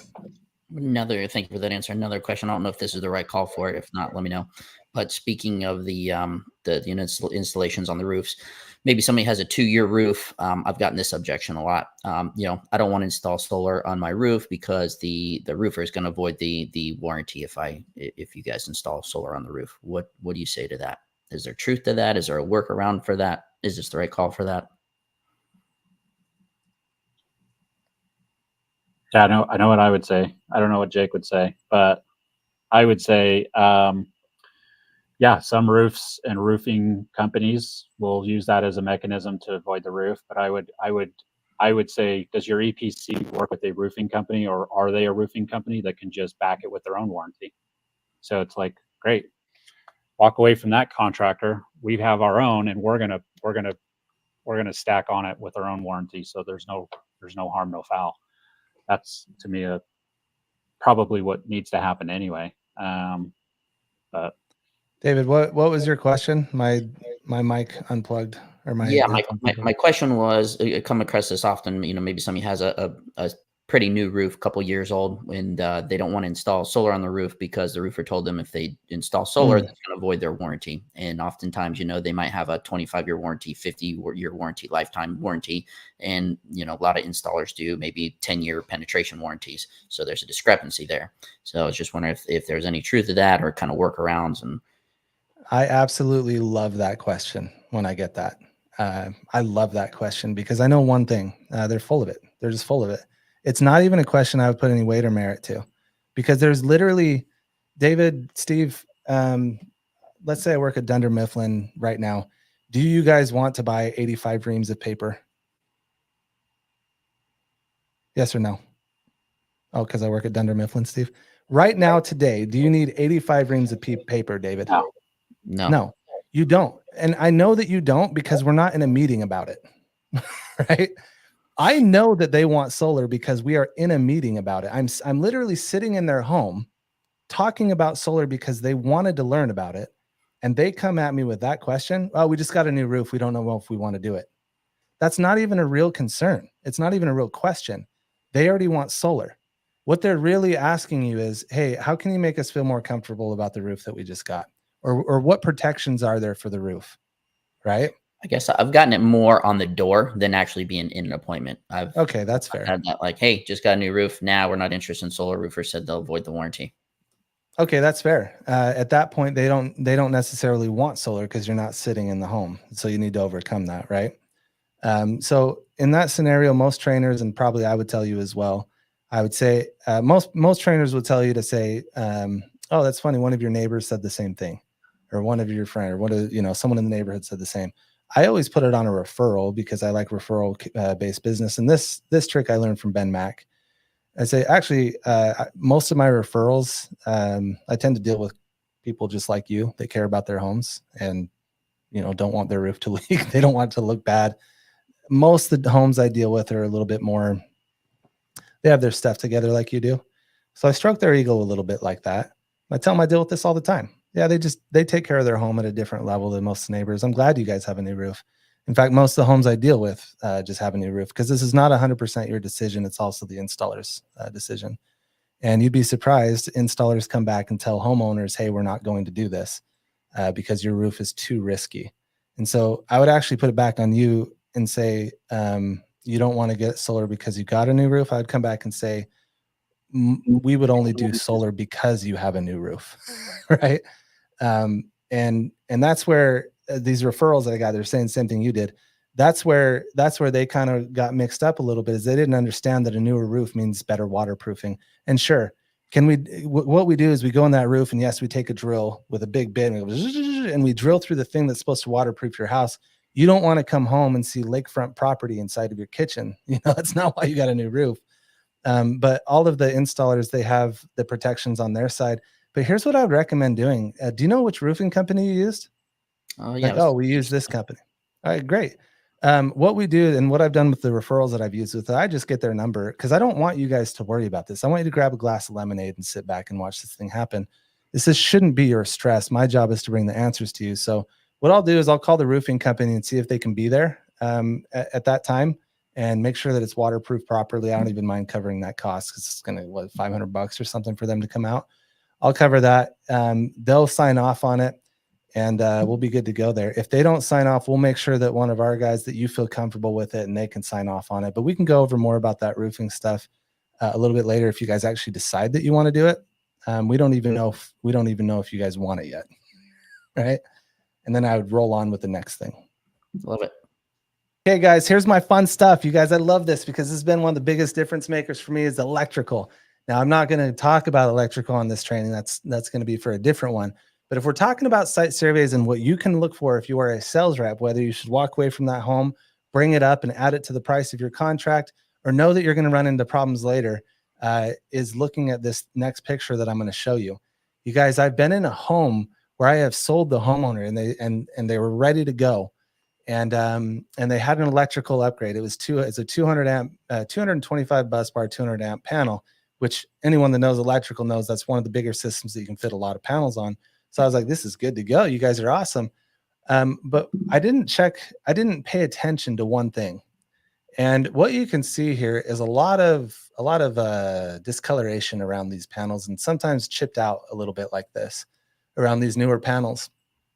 And what's happened is the older electrical panel has to be taken out and then they put a new one in. And so anytime I see this kind of work done around an electrical panel, and yes, I do make it a point to look at those panels when I'm in the home. When I see this kind of work surrounding them, I know something has occurred. They have gotten an electrical upgrade. And I don't just leave it there. Oh, great. You guys have a big enough panel to get solar. You're good to go. That would be a rookie. That's what rookies do. I ask them another question. I say, hey, I see that you guys got an electrical panel. Did you guys do this yourself? Did a friend do it? Or did you get a permit for this? Is it permitted? Did you get a licensed electrician to come out and bust this out for you? And if they say something like, no, one of my best friends is an electrician, he just came in and did it one day, I'm like, oh my hell. Right? Steve, talk to us a little bit about this. Yeah, it's in the same vein of you touch it, you own it. That's how installers are looked at from a code compliance or city inspector, whatever it is. If you're touching it, you own it. So anything that is wrong, you're liable to fix it, and they're going to enforce you to fix it. And so as an installer, obviously, if something was recently upgraded or changed or whatever, I'm going to want to know, is the work up to code? Because if it's not, I eat the cost, or I have to pay the bill to fix it, right? And that's the danger there that we want to try to avoid. So I love that Jake's calling that out, because this happens a lot. One of the most sad things, David, you're on here, so I'm going to talk to you. One of the most sad things that I have seen in this industry is I'll teach someone that, and they'll go in the home and they won't care. They'll literally sit in there, sign the contract, do the paperwork, and they're like, bro, I got another close, man. Gonna go to their office, raise their hand, put a tally mark on the board. And if it was me, because I was like that, bro, I got one. When I did that, I used to think, okay, I moved to San Diego. I can go surfing now. I can hang out with my friends. I closed 5 jobs this month. None of them went in. Couldn't pay my rent the next month because I was like 25, 22, whatever. I wasn't responsible. Let's just put it that way. I thought that I'd sold enough. Now I can go out and play rather than keep working like an adult does. So I figured I had all of his commission coming in, to find out that I did not, because I didn't, when I was sitting in the home, I didn't say, oh, you have a new panel I saw. I didn't ask the question, is it licensed? Did you get a permit for it? Did you do it, or did a friend do it? If you're not doing that, now that you know this, and that project doesn't go in, what a waste of time. You're wasting people's lives. I'm just going to put it that bold. You're wasting your installer's monies. You're wasting the site surveyor. You're increasing the red lines for everyone else, because they have to pay to go out and do the site survey to look at that same image and be like, yeah, we can't do this. It's not permitted. You just cost people money to tell you the same thing that you could do at a glance. You see what I'm saying? And at a glance, I could look at that and I could say, hey, oh, your friend did it. Okay. Well, and I've done this, and I'm going to tell you that this is not for you guys to go out and practice, but I am going to tell you. I said, okay, one thing you might want to do, because some installers do this, and Steve, I want you to speak to this. Some installers say, well, just say it was existing. It was there before we got there. We don't know if it was existing or if it's new, and it looks like this. So what I've told people is like, look, it's going to look like a new upgrade. The inspector's not an idiot. What I would do is I would match the color of that paint. And you guys, it's hard to match the color of stucco paint. Another expectation I set with the homeowner, if they're getting an upgrade and they have stucco, I say, they're going to cut it up. It looks like this. They're going to try to match that paint the best they can, but the side of your house has been sitting in the sun for 85 years, and it's going to look like a different color. When I went to Home Depot, they don't have sun bleached gray. They have gray, right? And so when I put that on there, it may look different. They may be able to tell, but at the very least, you should try to do something and maybe scratch those things up and put marks on it to make it look older, because it looks like a new electrical panel. Or we can add the cost in of going and getting this thing permitted and check the work to make sure it's going to pass inspection. You guys, if this upgrade was done in California and the gas meter was right below it, is no way it's going to pass inspection, because it would need to be relocated at that point, and an inspector is going to call that out. So look at the electrical panels, look for signs of life like this, or signs of indicators like this that will save you and your company a lot of money. David, you were going to ask something? It kind of slipped my mind. It's all right. If it comes back, let me know. Oh, actually, just curious, what would you say it generally costs to do a site survey? What's it cost the company? The company cost is going to be relative to that company. Do they have 85 W-2 employees and one site surveyor, or do they have 2 employees and one site surveyor? Or are they doing 100 accounts a month? Or are they doing 3? Steve, you can answer that a little bit better. No, yeah, I love that you said that because am I sending my guys 50 miles away or 60 miles away or 100 miles away? How often am I doing that? All those things affect my costs. So, right, fuel expenses. Are they running their own vehicles? Am I supplying them? Like all those affect it. But I would say a general rule of thumb is if you consider all the costs associated to deploying an asset out to a home, that includes all of your software, G&A, hard labor costs, fuel expenses, all those things, right? You're going to be north of $400 unless you're super efficient, sticking within a small radius, which I just don't know any companies that are able to do that. Yeah, I would say typically, that 400 is probably a good mark. But what I often see is that being devalued and we're just associating the actual labor cost, which is maybe $100. Yeah, that makes sense. That's no joke. And I know a lot of companies are a lot of reps, and it comes from the manager down selling the site survey, just get somebody out there, that's wasting the company money. I think at this point, I'm going to drop one of the biggest pieces of gold that I can when I'm negotiating terms with a new installer. One of the things that I put in there, because I'm teaching you guys all of this stuff that I look for, I genuinely believe that my company, myself as a sales rep, can bundle up and package an account in a nice wrapping and ribbon and bow and place it on their desk and tell them, literally, this is the cost. This is my commission. This is what you're looking forward to. You have an electrical upgrade. You're going to have to trench. We added a utility pole over here. I called and it's going to be this much. I talked to the utility company. Your reconnect, disconnect time is at this time. And I just list things out in an email, and I'll probably show these on one of these trainings. And I send that to them. And I tell them, when you guys generate that CAD that you're going to submit for a permit, you've already told me that you are the best company I could possibly work with. Every installer says that, right? I haven't heard an installer say, you should go with other companies before you talk to us. Like, every installer is the best. So I said, you've already said you're the best. And if you're going to send a site surveyor out, that's your person that works at your best company ever that you trust to provide that quality that you're telling me. So if that site surveyor has gone out and gotten that data and they bring it back to you at your best company ever, your best engineers are putting a CAD together to submit to get the best permit that I could have gotten, then that's why I'm working with you, right? So if you submit for a permit and you have not told me a cost that I missed on that email that I sent you, it becomes your expense. Are you okay with that? And I have had contract. I've done it with many installers, national ones and small ones. I have put in my agreement that if you submit for a permit without telling me what the adder expenses are going to be that you found, then the adders are now your cost and not mine, because I have to have the ability to be able to go and re-sign that homeowner before any costs are incurred to the company. Because if they're going to charge me for cancellations or permits or these other things, they certainly cannot do that without notifying me of an expense. And that notification would come from that site survey, right? So if they're submitting for a permit, basically and ultimately what they're telling me and my homeowner is that they have done their due diligence, they have done their work, they have done it with the people that they trust, and this is their best assessment of that project. I need to know if there's an adder on that. So I put that nugget in my contract. You must tell me the adder expenses before you submit for permit. Otherwise, that liability falls on you. And some of them haven't signed it, but most do. And I'm okay with it.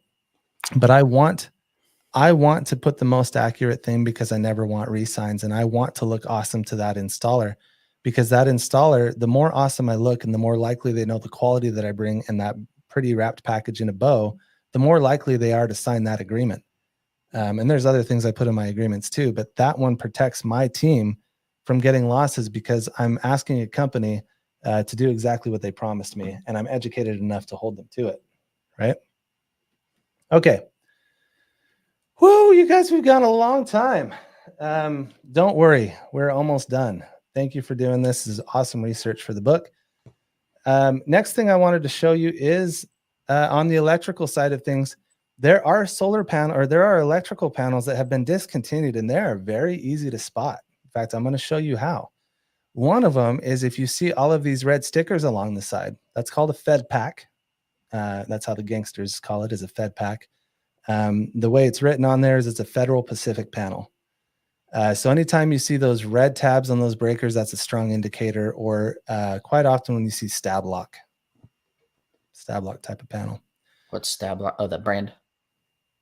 Steve?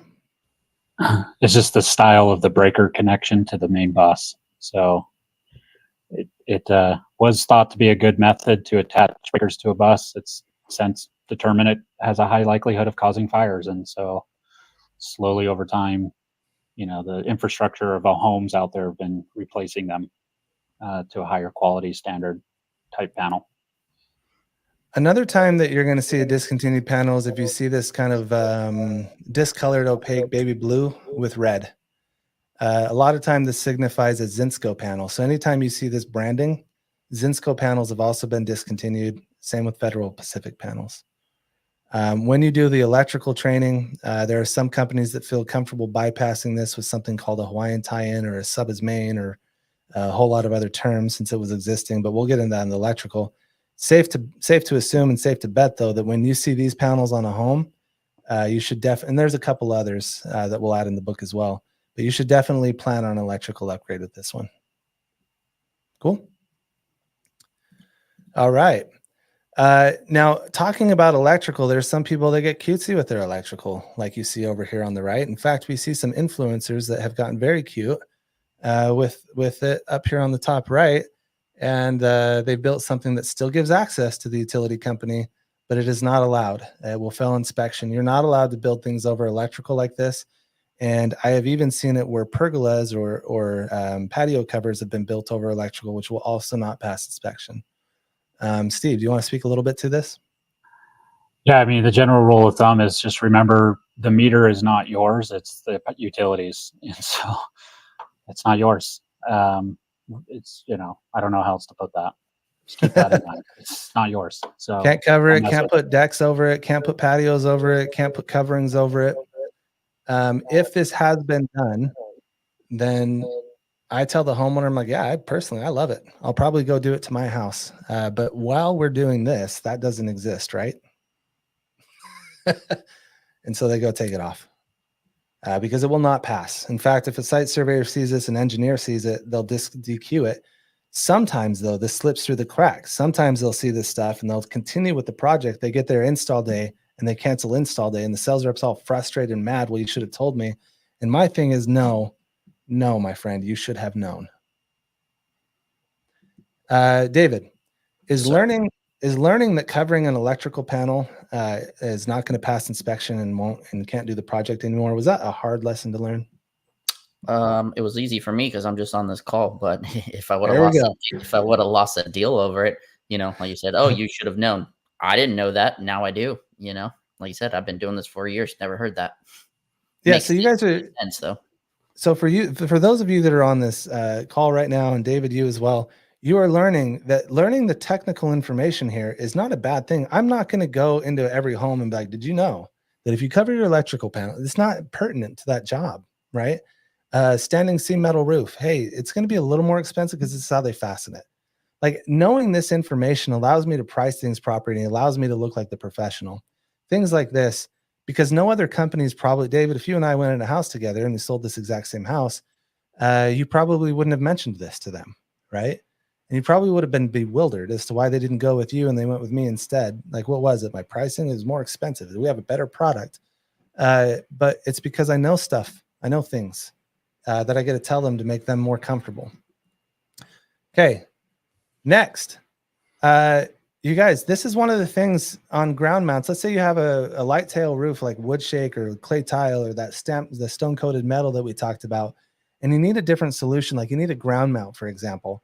When you're doing ground mount site surveys, typically that comes with the territory of having a lot of space to do a ground mount. And typically when you have a lot of space, you're not in downtown cities.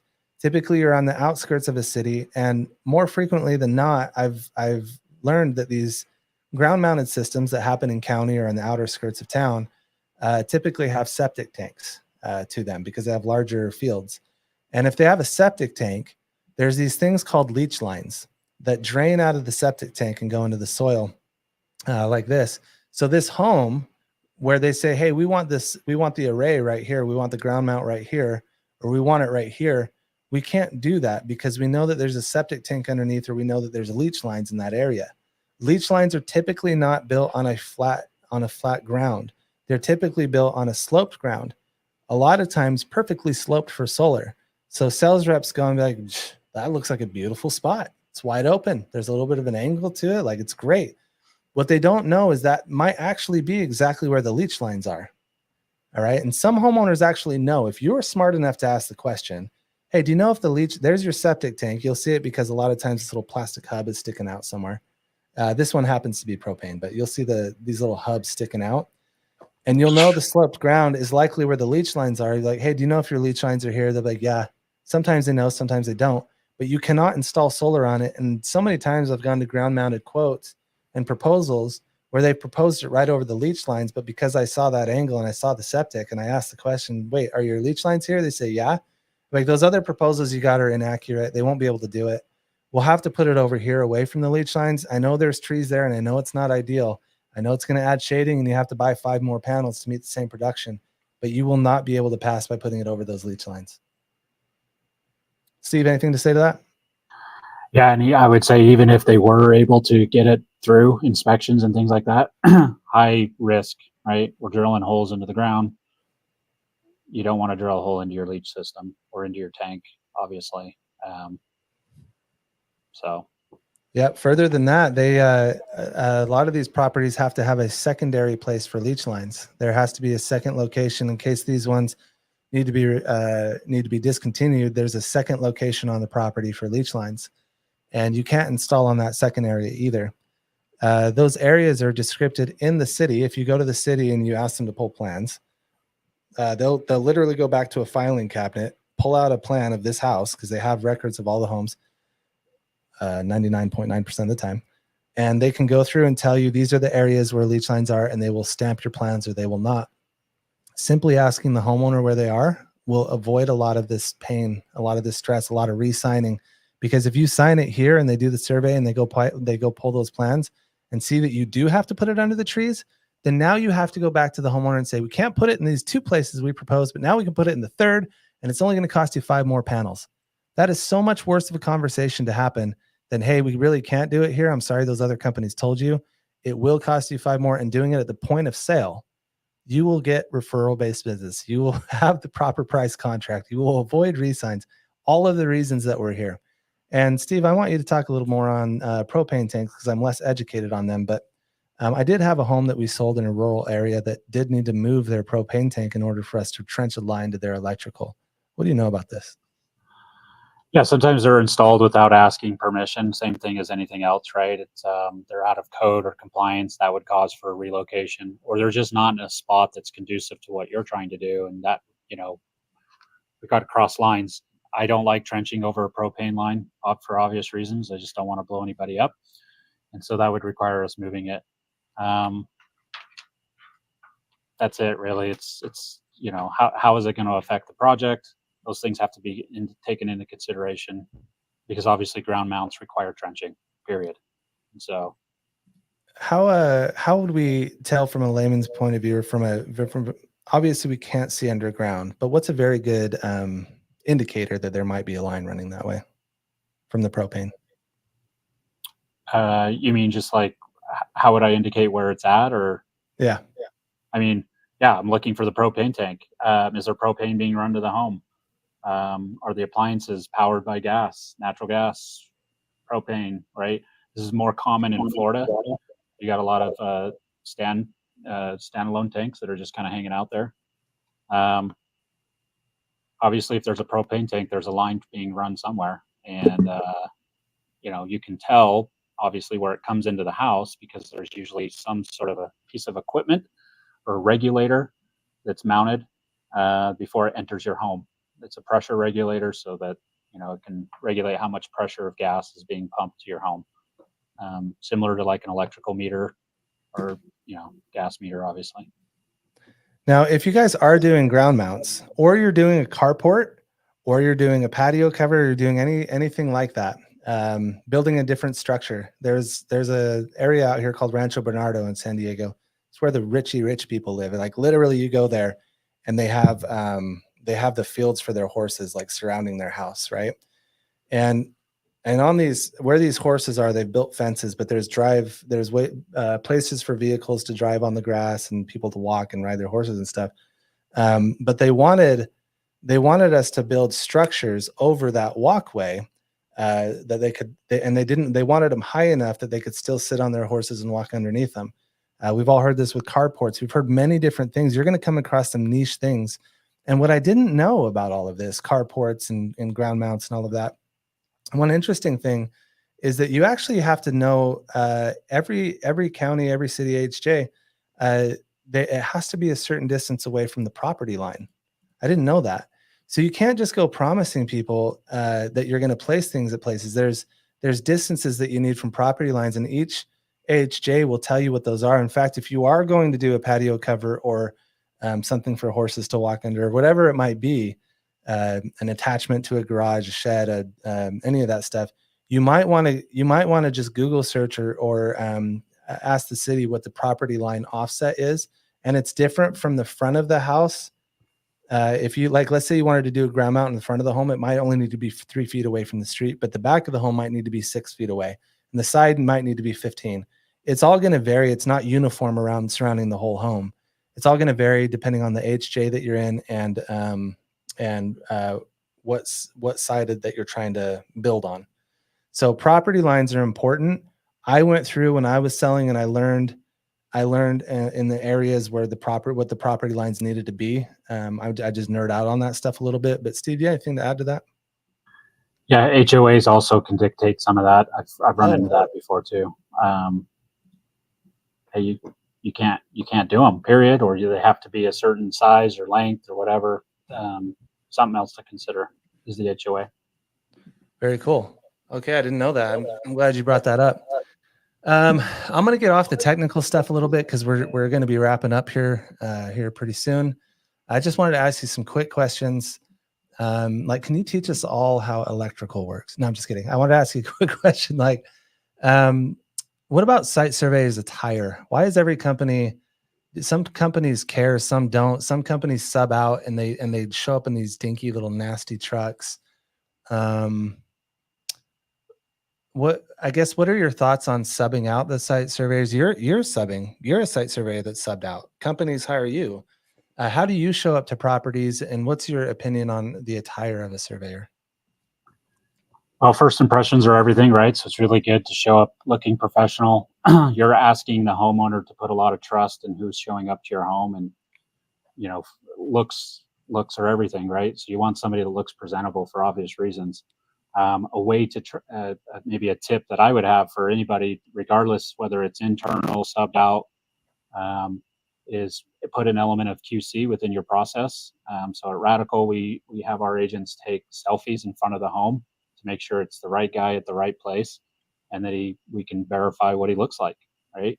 That's an easy thing to implement, and I would recommend it for anybody that's, whether it's in-house, outsourced, doesn't matter. Is probably best practice there. Awesome. Some companies don't require their surveyors to be branded. I know it costs money for shirts. Is there any other reason why they might be so lax about that? Or yeah, it's all about the expectations that are set, So typically, like with a third party company like ours, the expectation is, look, we have a company that's coming out to assess. They're deployable, they're available quicker, and that's why we go with them. They're just going to come in, tread lightly, get in and out as fast as possible. To me, it's really about whatever expectation you want to set. I definitely have seen those companies that are very hard pressed about the branding and making sure that it's fluid throughout the entire process. It's just a different strategy. I don't think there's really a right or wrong there. It's just, more importantly, are the expectations set properly? And if yes, in my experience, it does not matter. Okay, cool. Thank you for that. And we're wrapping up here, so I'm gonna show you guys. We have 2 more points to go over for site surveys, but before I get to them, I wanted to show you. Let's see here. I wanted to show you one thing that you may have already seen if you registered for this. Okay, pull this up.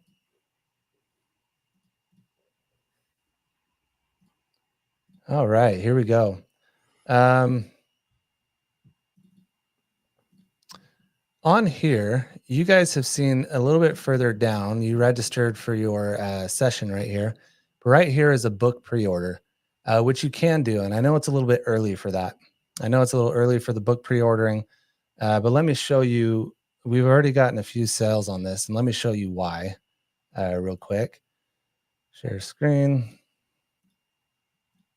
You guys have seen rough drafts of what this might look like. So the rough draft. Let's see. Oh, Joe, is this not able to show PDFs? Is that what I'm seeing? Joe, you there? What's up? Yeah. Not showing you PDF. Yeah. Does it show PDFs? Yeah, you could just add as a overlay if it's on. Here, I'll just share. I'll share my whole window. Here we go. Share this one. Okay, so guys, here's an example. No, it's not going to let me do it on here.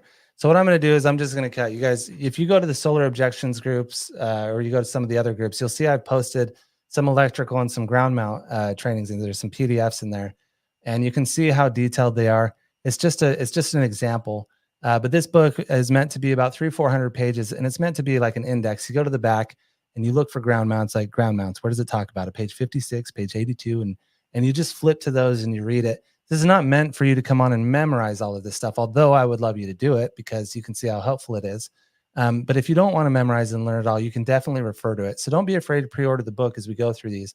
This is the first session. We have about 50 of them planned. So we are a ways out. The book should be released before SolarCon. It's going to take a lot of writing, editing. We're going to have custom images built in here, so I'm not just ripping them off Google. But feel free to support and get those if you'd like. Next thing I want to go over, Steve, with you as we wrap this up. I want everyone to be able to contact you, so I'm going to put your contact information up again. But just a quick question on parking. I know it's such a minute detail, but I remember working with a company where the company wanted to charge me $6,000 or something because they had pulled the truck into the driveway of the home, and the driveway buckled, like it cracked from the weight of that truck versus their vehicles. Have you ever heard of anything as obscure as that, or any stories surrounding that? Yeah, I have actually. My recommendation is whether you're doing a survey or doing an installation is stay off the driveway. You see that a lot, right? Box trucks back in because it's easy for the installers to just go straight up to the roof from the box truck. But I've found that I put myself at risk anytime I drive on the driveway. And so I try not to just do it, period, as a standard practice. And I would say the same. That's what I would recommend to anybody is just stay off the driveway. And then park your vehicle, obviously, in a way that's not going to obstruct the neighbors. Definitely seen things go south when the neighbor's trying to back out. He's late for work. And then he gets mad at his neighbor, right? And it just turns into this fight thing. But common sense goes a long ways here. I encourage you guys, whether you're, again, survey operations or install operations or even sales guys that are showing up with vehicles, park discreetly and, look at your surroundings. Make sure you're just out of the way. So I didn't know that. It's good practice not to go on the driveway. It's good practice to park on the street. I'm definitely going to add that in the book for people to refer to. Okay, guys. I saved the very best for last, the very most badass, I guess I could have said, but I've saved the best for last. This is my golden nugget. Before I give that to you guys, though, we have one last video to show you. Joe, you play that video for us. It is 1 minute. That's okay. Stay on with us because you're not going to want to miss this next thing. Joe? SolarCon, how are we? Let's do this.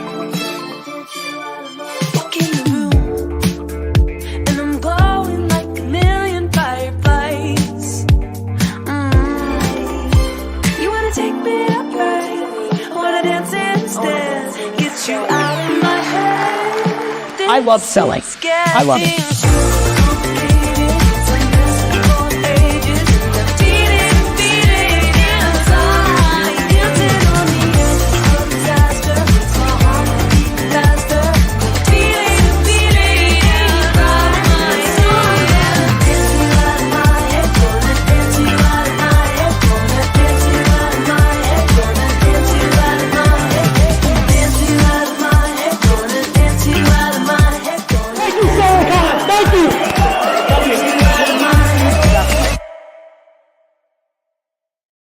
You. Oh my goodness, everybody. I love this industry and I love bringing education to the industry. I love doing what I can do to make this industry just better every single day.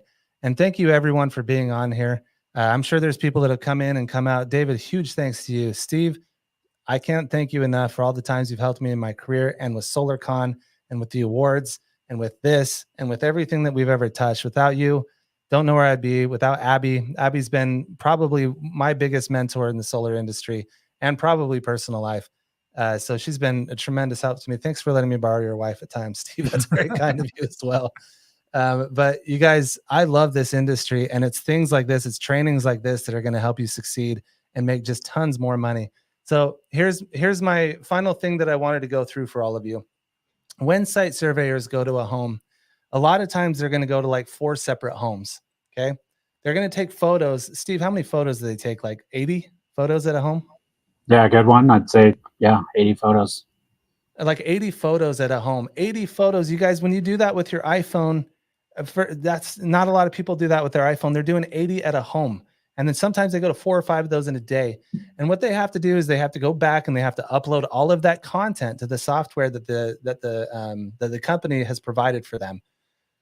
Lord help us if they have to email it or some other rudimentary way of sending it. Like there's clean ways to do it. And Steve, I hope you can talk to us about that. But here's what I have learned to do. This is the most beneficial thing that you as a salesperson could do in your entire career. Is I mentioned when I was in the home and I had that list of the next steps and I'd write notes. Hey, we'll get you a gift card if someone missed it. I take a photo of that. I told you I put it in a folder. You guys, I take photos at the house myself. I do that because if you're a site surveyor and you're taking 80 photos per home times 4 homes, Joe, quick math, what is that? 320 photos that we're adding, that we're uploading. How many times have you guys uploaded photos and you didn't get that little blue check mark on one of them? What if that was the bus bar rating of your electrical panel? I'm telling you right now, when your installers receive those photos from the site survey, they're not going through and be like, hey, buddy, you missed the bus bar photo. That bus bar photo is literally the difference between an electrical upgrade or not. It's the difference between a relocation or not. It's a difference between running a new wire or cable or not. It is such a big and profound difference on the solar project that your commission, your homeowners, everything is at risk. And so what I do is if they don't upload that one photo, your company is basing this on the idea that photo, that sticker where that bus bar rating was not there. And if you don't know what I'm talking about, join the electrical training or go to the Facebook groups and find that. Just type in JCast. You'll find in the post that I did on electrical. But if that photo isn't there, you've just cost yourself a lot of money. And so the company assumes that the sticker didn't exist because the site surveyor didn't upload it. Site surveyor simply just missed it, right? They didn't upload it. So they're going to base it on the idea that bus bar rating is not what it should be. And they're going to do an electrical upgrade when you didn't need one. And here's the craziest statistic I can give you all. Joe's worked with me in other companies. You may know I've traveled the country and consulted companies. Over half the time an electrical upgrade is called for, it is inaccurate. And the problem is they don't have anything to cross-check it against. If you are going to say, I didn't think it needed one, you have nothing to cross-check it against, you had better be taking photos yourself as a sales rep and creating a folder of a homeowner's name, and every photo you take at that home, put it in there so that when the customer is frustrated that you didn't talk to them about something, or the installer says, hey, that tile doesn't weigh 10 pounds, it's lightweight, or hey, we had to do an upgrade because the bus bar rating wasn't high enough. You can now go back to your folder and check and make sure that you have the same data. Half of the time, my friends, half of the time, it's because they got bad data, or it's because they didn't get complete data and they don't want to go back. It costs money to go back. They also don't want to look like idiots, and certainly they don't want to incur the wrath of an upset sales rep. That's for damn certain. I promise you that. I've been through that myself. One of those things I avoid. But it's important for you to take photos and put them in there yourselves. Now, when I talk about softwares, and this is what I want Steve to talk about, some awesome softwares have been created. And I've seen a software like Site Capture, where the company can actually say, okay, in this slot, site surveyor, I want you to upload the bus bar photo, so that when the engineer is going through and looking at the photos they need, it is categorized, it is clean, and it is organized. that's kind of the best way to do it. But if that photo is missing, it can be imperative to the finances and actually health of that entire account. Steve, what are some other softwares that you like, and what are some more refined ways of handling this? Yeah, I mean, at Radical, obviously, we've created our own proprietary software to help with that process. It's very similar to a site capture. There's multiple others out there that help kind of guide you through the photos and where to place them and how to store them and how to transfer them. All those things are good. I think the key element too is what you do with that information. And so, I'll brag about it a little bit, but within whether you're using an internal survey process or you're using a third party, there should be an element of QC. This is the ability to make sure that not only did you take the photos and you organize them in a way that's digestible for the rest of the team to look at, but it's not blurry or it's the right information. I can't tell you how many times I've had a sales rep send me a sticker label but it's irrelevant. It has no value. It doesn't check the box of what we're actually looking for. And so having somebody in place in your process to visually check it, say, yep, that's good. And that's a service we do offer.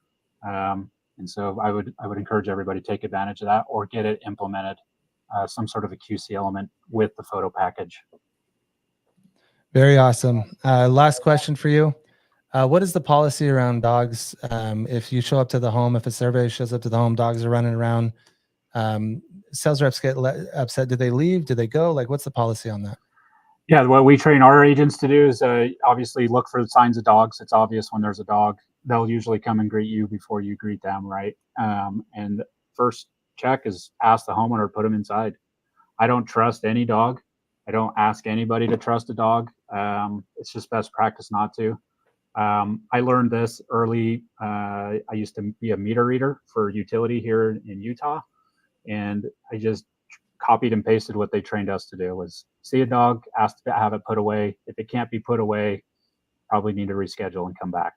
So an expectation sales can help with on this case is, hey, if you know there's a dog, we're going to come and do a survey. Could you please make sure the dog's tied up or put away?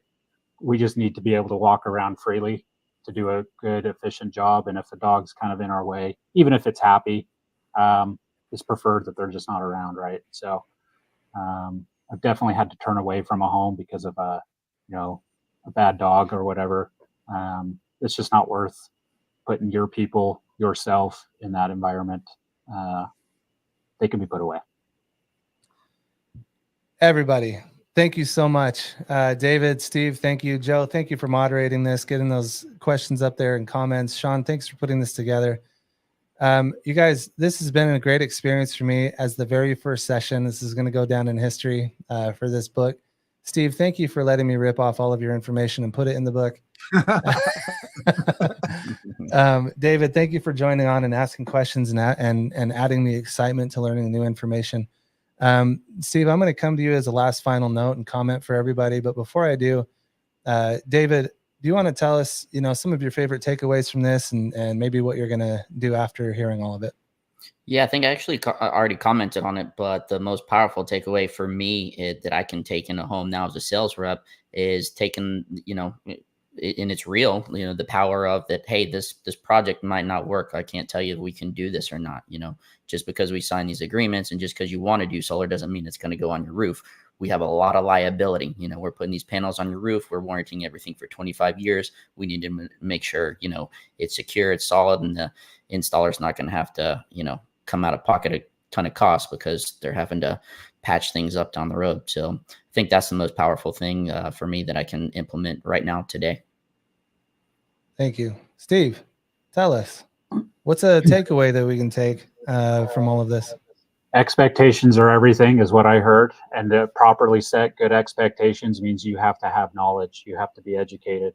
And so whether your installer is educating you or you're self-educating through things like this, Jake's book, educate yourself so you can set proper expectations. I guarantee you everybody wins in that scenario. So.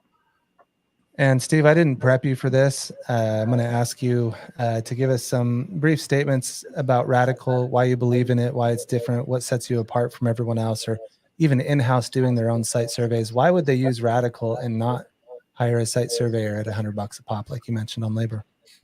Yeah, sometimes, right, when we want to expand into new markets, do things that we're not sure about, or maybe it's an unfamiliar area, we don't necessarily want to lay down the cost outlay to get that up and running. And so Radical's a great resource to allow you to kind of flex. Sales is unpredictable at times. We don't know.